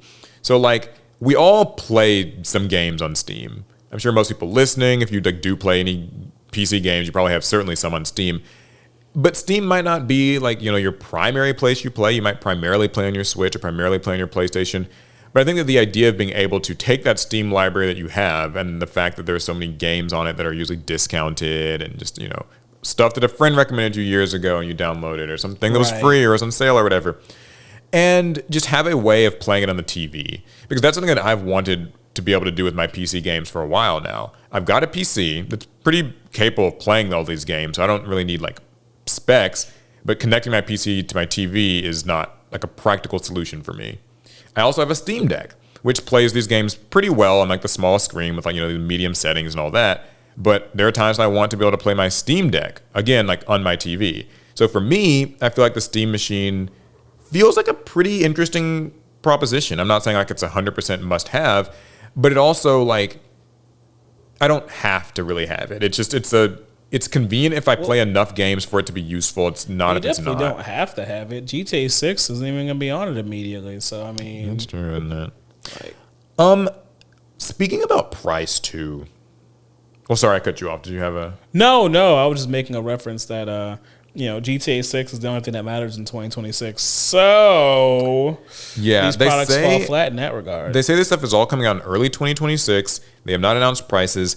My guess, though, I know that from the coverage that I've been reading, they say that they're kind of trying to keep the prices competitive. They keep emphasizing, like, that they made some, like, a lot of the decisions they made around specs and materials were with price in mind.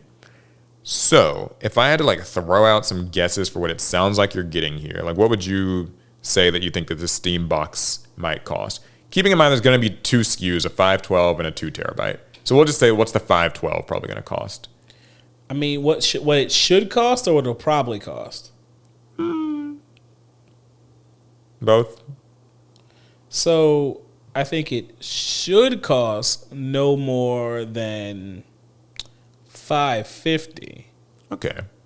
What it'll probably cost my guess is closer to 700. Okay, yeah. I was landing about at like 6 or 700, I think, for the 512 one. It's in a weird spot because the Steam Deck product is like $600 or $550 or something, but it's often on sale and stuff, so you can kind of get it for less. But I think for this, 600 would be a pretty nice place to be if you've got a little bit less than the power of a PlayStation, but with the benefit of kind of the open nature of like connect any controller, you can have your full Steam library. 600 feels fair, I think.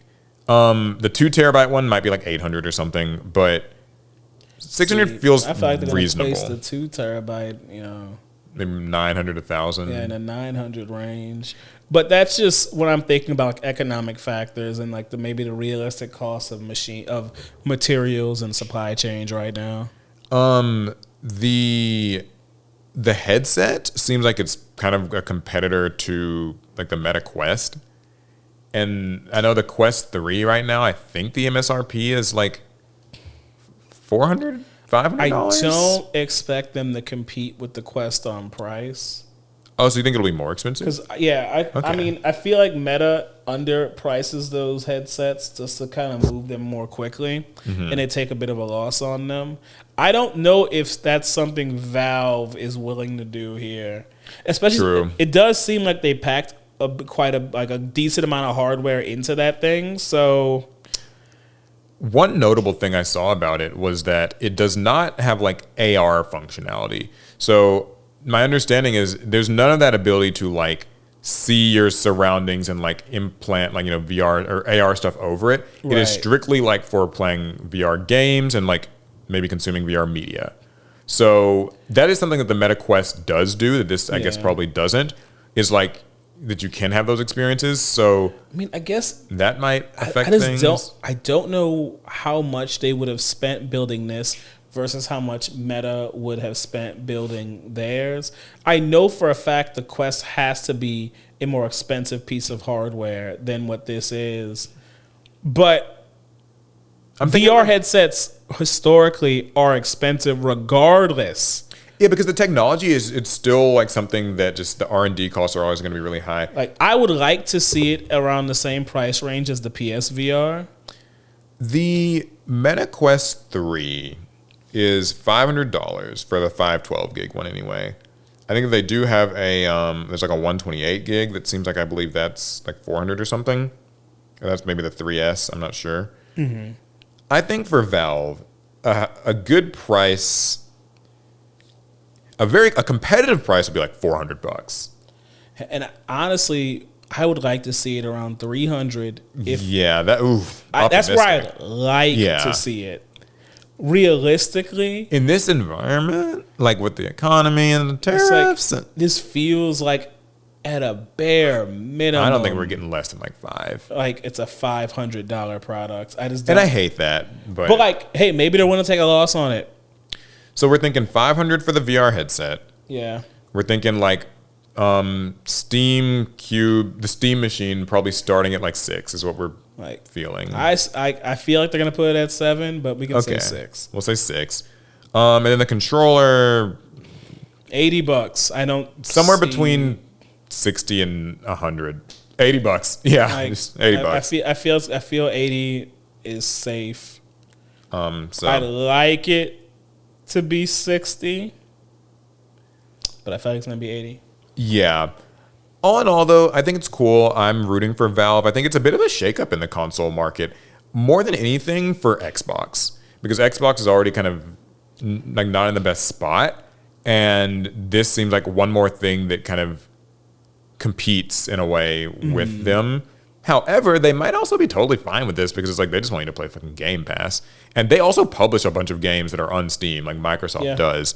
So technically, it's not like all that bad for them. And I guess in our estimates can all get shaken up if the strategy for Valve is to take a loss on all this hardware because it gets people, messing around with Steam software and then spend their money on the marketplace. And like, I still do want to reemphasize just how good of a service Steam actually is.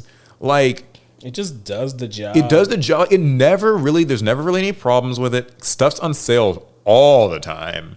Like, always. Everybody, there's no discounts. such thing as hopping on Steam and not finding a game to play. Even if your Steam library is completely empty, you hop in that little store and there's something there. There just will be. And the number one thing that like not that many people talk about is you don't have to pay to do online play. There's no like PSN or Xbox Live. You know, like with Xbox, you have to have Xbox That's Live. That's a console thing. PC gamers don't believe in paying for the internet they already pay for. Yeah. So here's the thing, though, is now that mentality is being put directly against Sony and Microsoft in a product that competes with them. So the fact that like, you almost have to consider if you buy a PS5, you're paying like $400 or $500, but also you're going to be buying PSN for the whole time you have it. You want network service more? You wouldn't. So that's something I'm excited about this.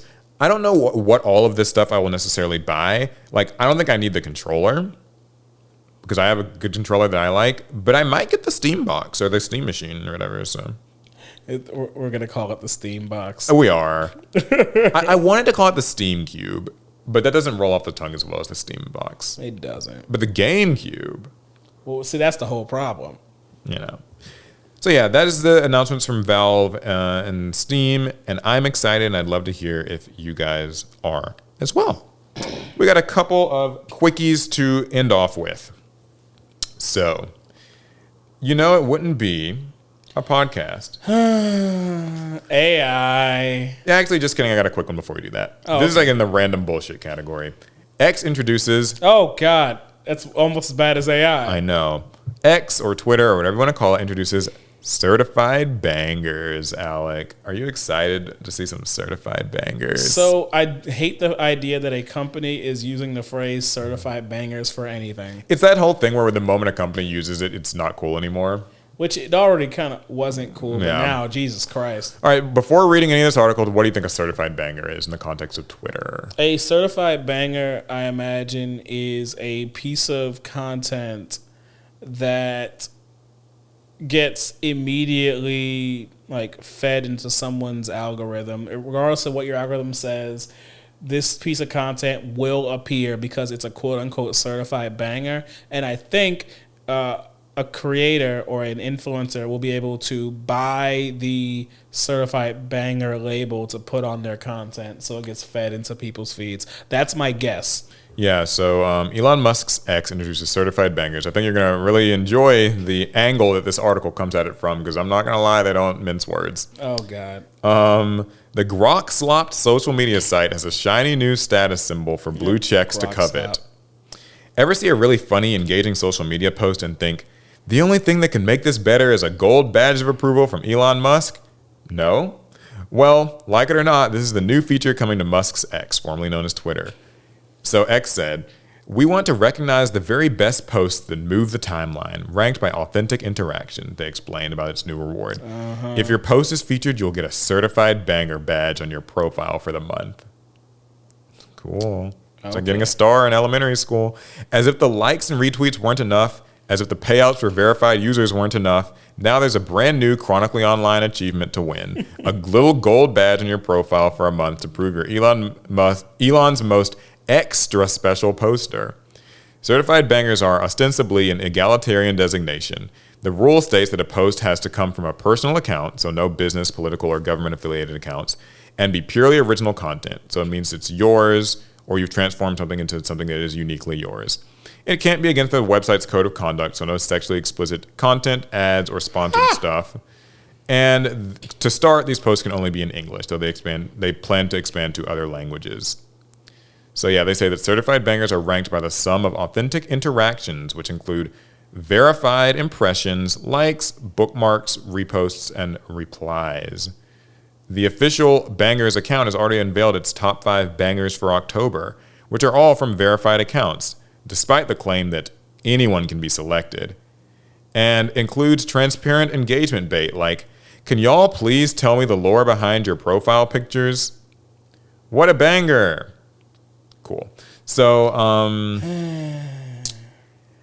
this is the feature You excited to reactivate your Twitter account? No. And post with the intention of getting a gold certified banger badge? I don't need a gold star from X.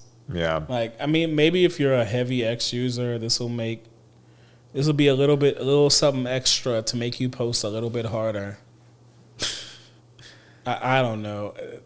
It's nonsense. I mean, they're always trying to find a way to make, Twitter more profitable, to make it less bot heavy, and to engage their users. I don't know if further gamifying the quote unquote alleged social media site does any of that.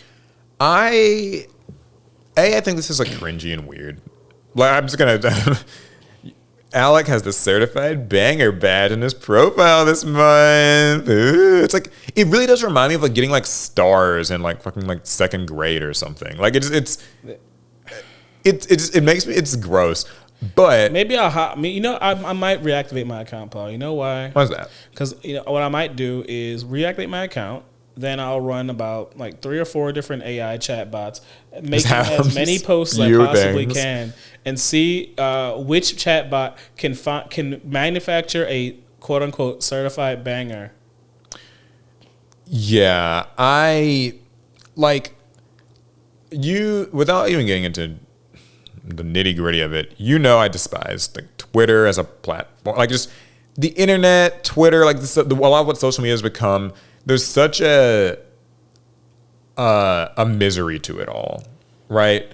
Like just the way that people, like, we post, we want likes, like we grade ourselves and our like personalities by like how many likes did you get? This get like retweets, it's got ratioed, like, my life, everything's melting and burning around me, and my life is miserable and terrible, but I can at least get on Twitter and make a banger that people like. 15 upvotes. Yeah, it got upvotes on Reddit, it got likes on whatever, I think that this is a feature that, as they mentioned in the article, it just makes like the whole idea of being chronically online like even worse. I just don't think Twitter needed another game feature. Yeah.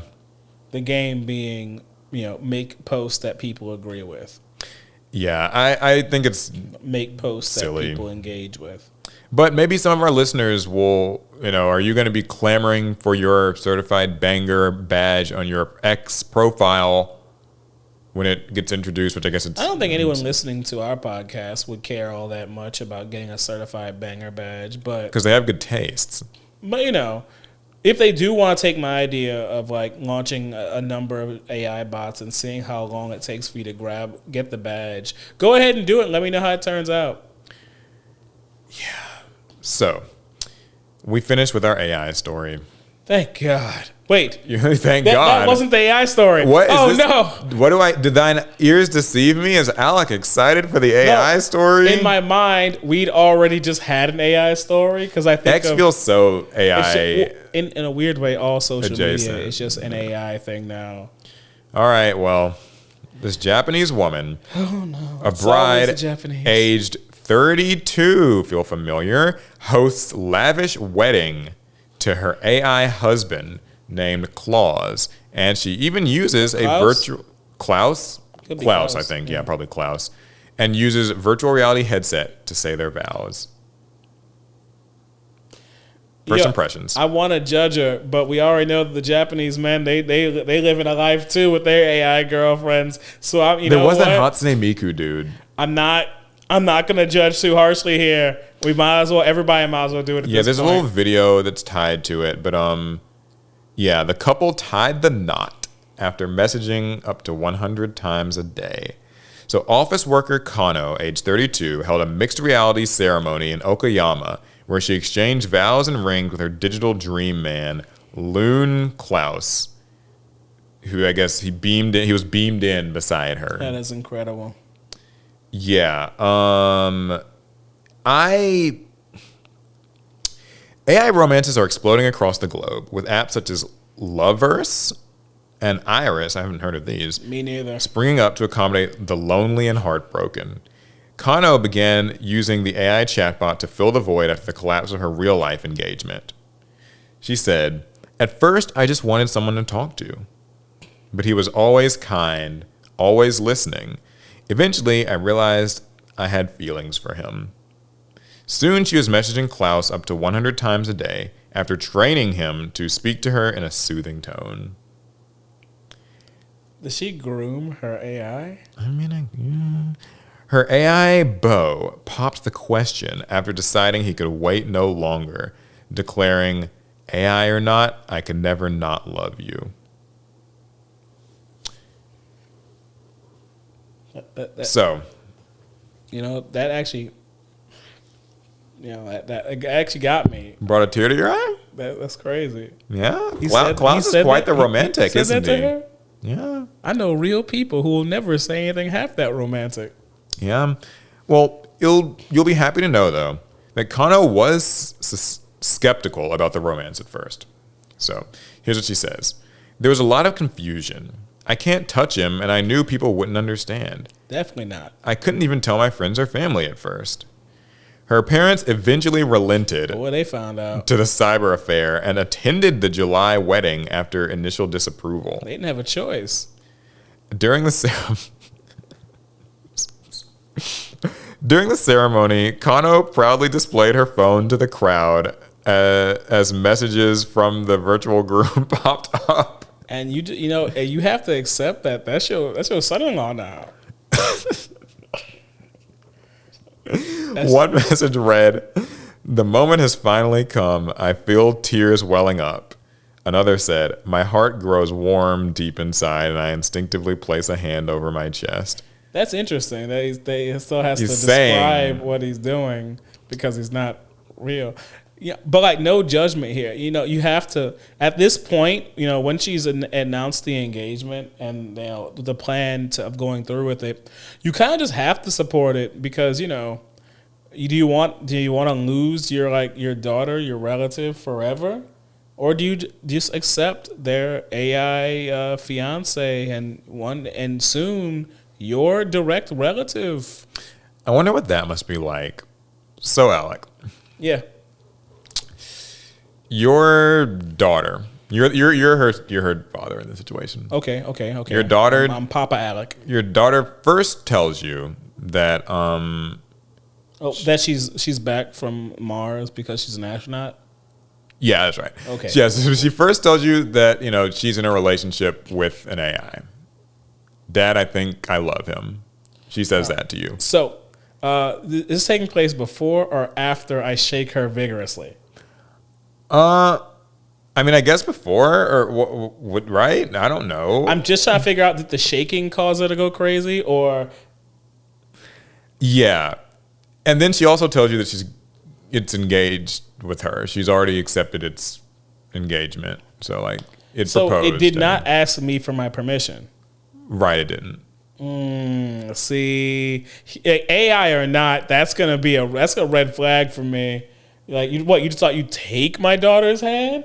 That's crazy. Or not even her hand, her typing the keyboard? I don't know. I might pour some water on her hard drive and that'll be it for you, buddy.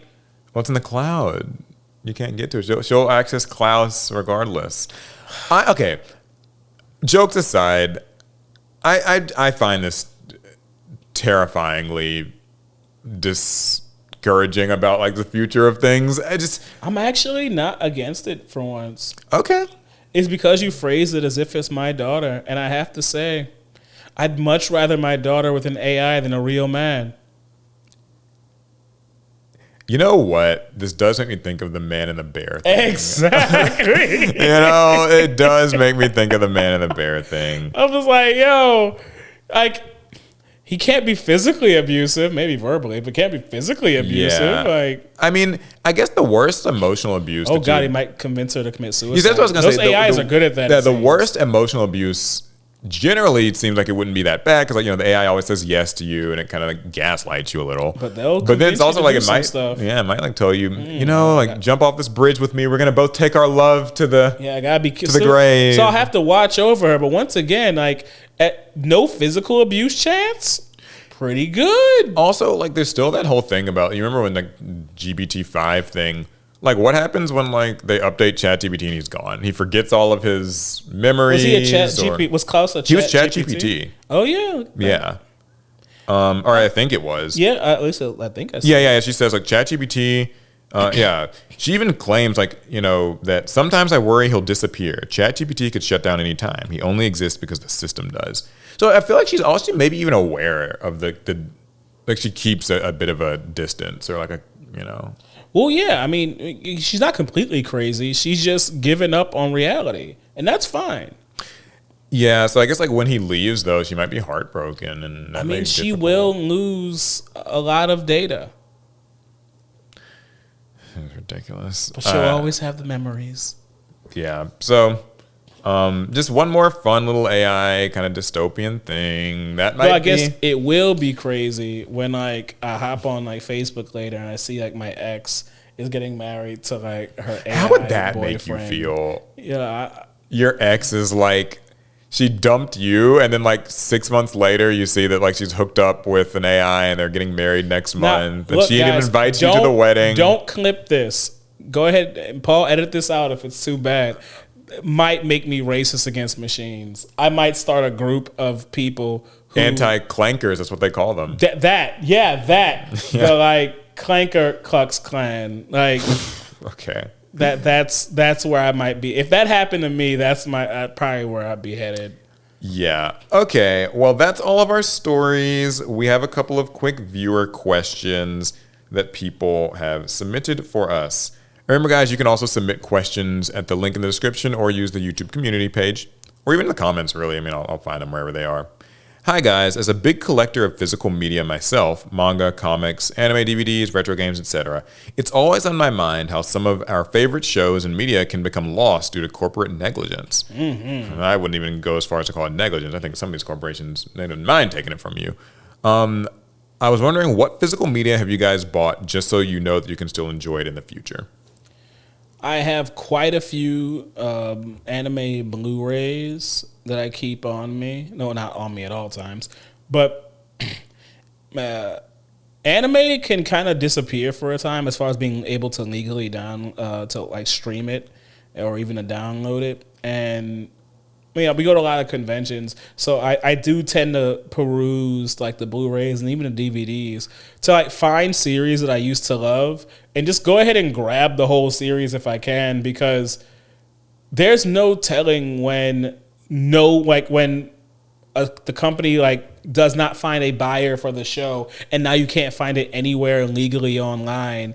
It's such a pain, and it's a problem I don't want to have. Yeah. And so every single Dot Hack anime series I have the Blu-ray or DVDs for. I have the complete collection of Gundam Seed on Blu-ray because ain't no way I'm living my life without that. I have, you might remember, well, Paul, you didn't watch this show, but you guys might remember IGPX on Toonami. I have that on Blu-ray as well. I keep I'm actually pretty big on getting the physical copies of any shows that I love. Like right now, I'm waiting on my copy of Outlaw Star. For some reason, I didn't have that yet, but I will have it soon. What about you? So for me, I am not a huge, like, I don't have a big collection of, I guess, like physical media, but I have been like starting to notice, I think as I like get older, that I want some physical versions of things that I really like and appreciate. Mm-hmm. A big one is obviously Harry Potter. I'm a big Harry Potter fan, and actually for both the movies and the films, I've been meaning to get a new set of like the hardcover books. I have most of the hardcover books, but like a lot of mine are like old and kind of, I got them in bad condition. Like a lot of them, right. They weren't new when I got them. But I want to get like a new, like one of those old, it comes in like the treasure box and you have the right. 7 books. I want to get something like that. I also want to have physical copies of the movies because like I don't mind just like renting it real quick on Google Play or whatever. Like I think I've bought like some stuff on like the Google Movie Store and those sorts of things.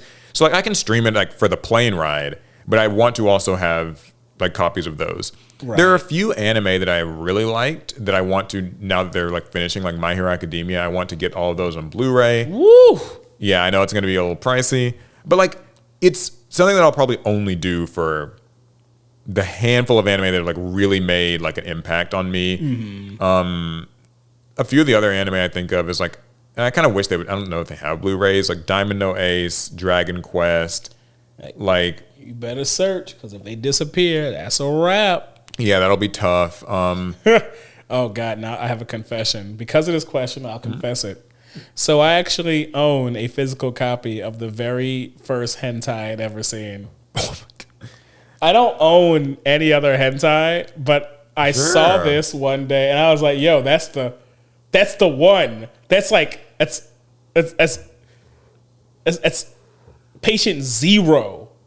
And so I had to get it. And I do own that one hentai because I was like, this was a major part of my life. It'd be a shame I could never see it again, I think. Yeah. Okay. I mean, no, like if it meant something to you, even in an extreme case, I do believe in like trying to recapture key parts of like, you know, my like childhood and stuff. Like, this is a book that meant a lot to me. This is like a movie that meant a lot to me. This is, you know. First porn. I don't know if I could find that in a physical form, but. You haven't even tried. Because I wasn't thinking about it until I saw it. Only on the Pod Agreed where you get such high quality discussion. We are the only podcast on the internet. Where else are you going to get it? Okay, here's another question that somebody submitted. This is a really cool Yu-Gi-Oh one. I've been thinking about this for a minute now, and I wanted to ask, what do you guys think about a player using foreign language cards with the new end-of-match procedures? I feel like someone might try to waste time by having a foreign card. This is an interesting question. So, I'm not going to lie. If you're in tournament and you're thinking that your opponent is trying to waste time by having foreign cards, you've likely already, like, you've done what your opponent probably didn't even intend at that point. Like, players like using foreign cards and always have. Yeah.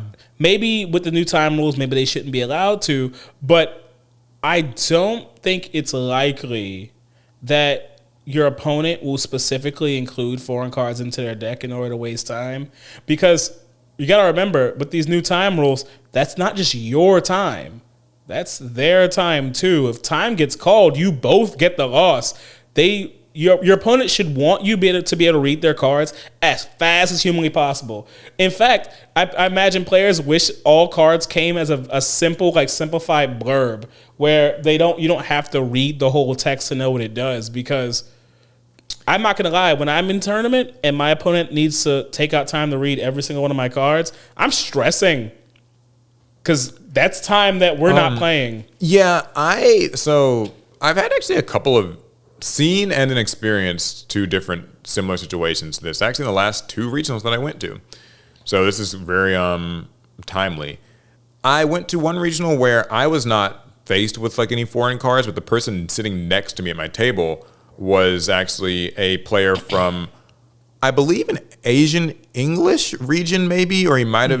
He didn't speak English. Like, it sounded like English was definitely second or third language, maybe. And he was also using foreign cards, and he was having to like translate a lot of his opponent's cards and his own cards, and they were using Neuron, and it definitely seemed like it added an element of stress. Now, to be clear, that was not just a case of like the foreign cards. It was also, I think, him maybe having a slight language barrier as well, and then like the opponent. So I think it kind of put both of the players on edge a little bit. Oh, for sure. Just because like time's ticking, and like Yu-Gi-Oh today, when it comes to like just dealing with like what are your chain orders, or like, oh no, you didn't respond with that, like having to like kind of sort out a little disagreement, that seems stressful. I will not lie. In the new time rules especially, it just seems really stressful. They managed to finish before time was called. So they can do that. Anything's possible. So I mean, I guess they managed just fine. They did have to do a judge call at one point. So that, that happened. The second thing, though, actually happened to me. I played against a Lunalite player, and this player was really nice. And, like, we made some nice kind of casual conversation, but she was using some, like, foreign Lunalite cards. And I don't know anything about the Lunalight monsters effects. And so there were a lot of times for me where, like, there is some convenience that comes from being able to, like, pick up your opponent's physical card and just quickly read it. Just double check, like, an effect says something or whatever. And so when you can't do that and you have to, like, stop and ask, it's like, are they... Because, you know, with Yu-Gi-Oh!, if I just ask you what a thing does, that doesn't really fully answer. Like, Right. The minutia is so... Yeah, the minutia is so dense in this game. Like, it just semicolon, comma, the word then, the word if, like, all, you know. So it kind of made me, I don't want to say I was annoyed, but I was a little bit like, I really wish she was just using English cards.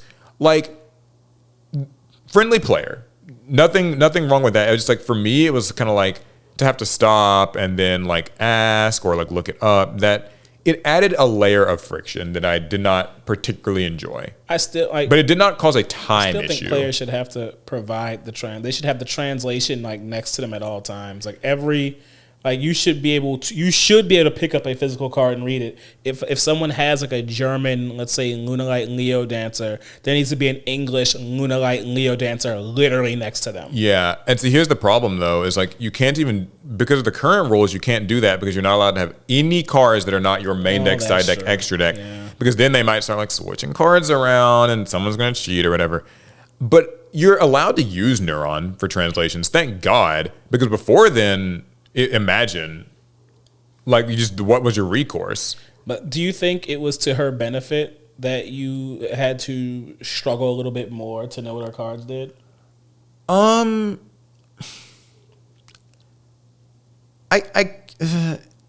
Yeah, maybe.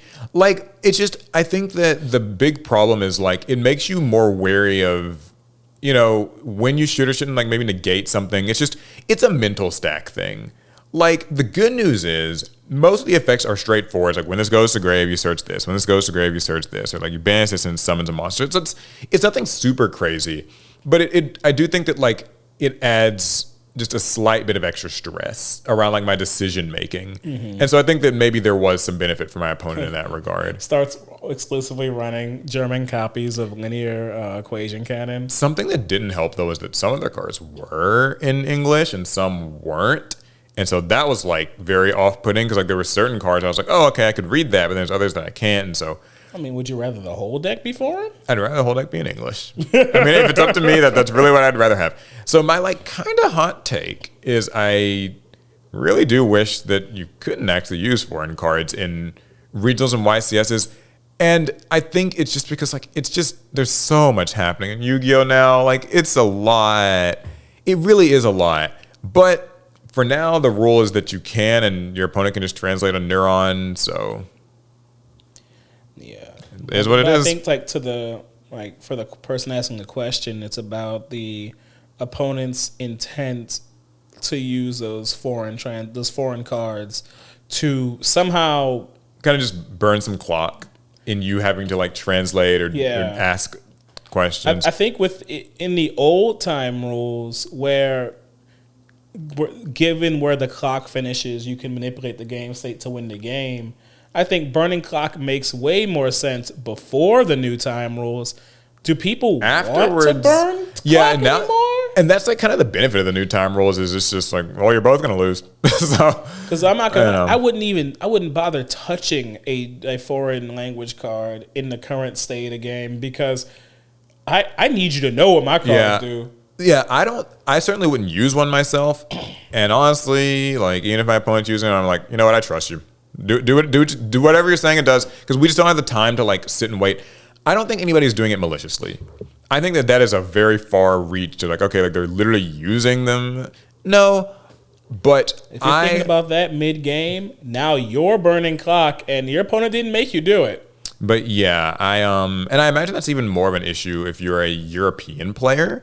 Because in those EU regions, there literally is, like, French cards, German cards, Italian cards, like, and English. And it's totally feasible that you will be at a regional there where there will just be a mixture of people. Whereas at least in North America, it's far less likely that you'll find someone using foreign cards. And if they are using foreign cards, they still probably are just an English player who has their favorite card in like German or something. Like it's not such a big part of the game. So so they can't really make a rule that says like you must use English, or they could do it, but that would be restrictive if they did. So I don't know. I don't think that people are using it maliciously, but I, as a player, don't love it.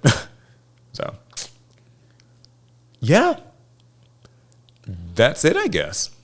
That means that brings an end to this episode of The Pod of Greed. The one and only podcast on the internet.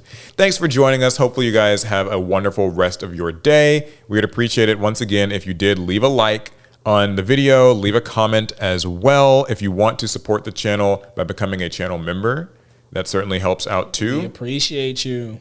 And yeah, it's going to be it. We'll see you guys in the next one. Pass turn.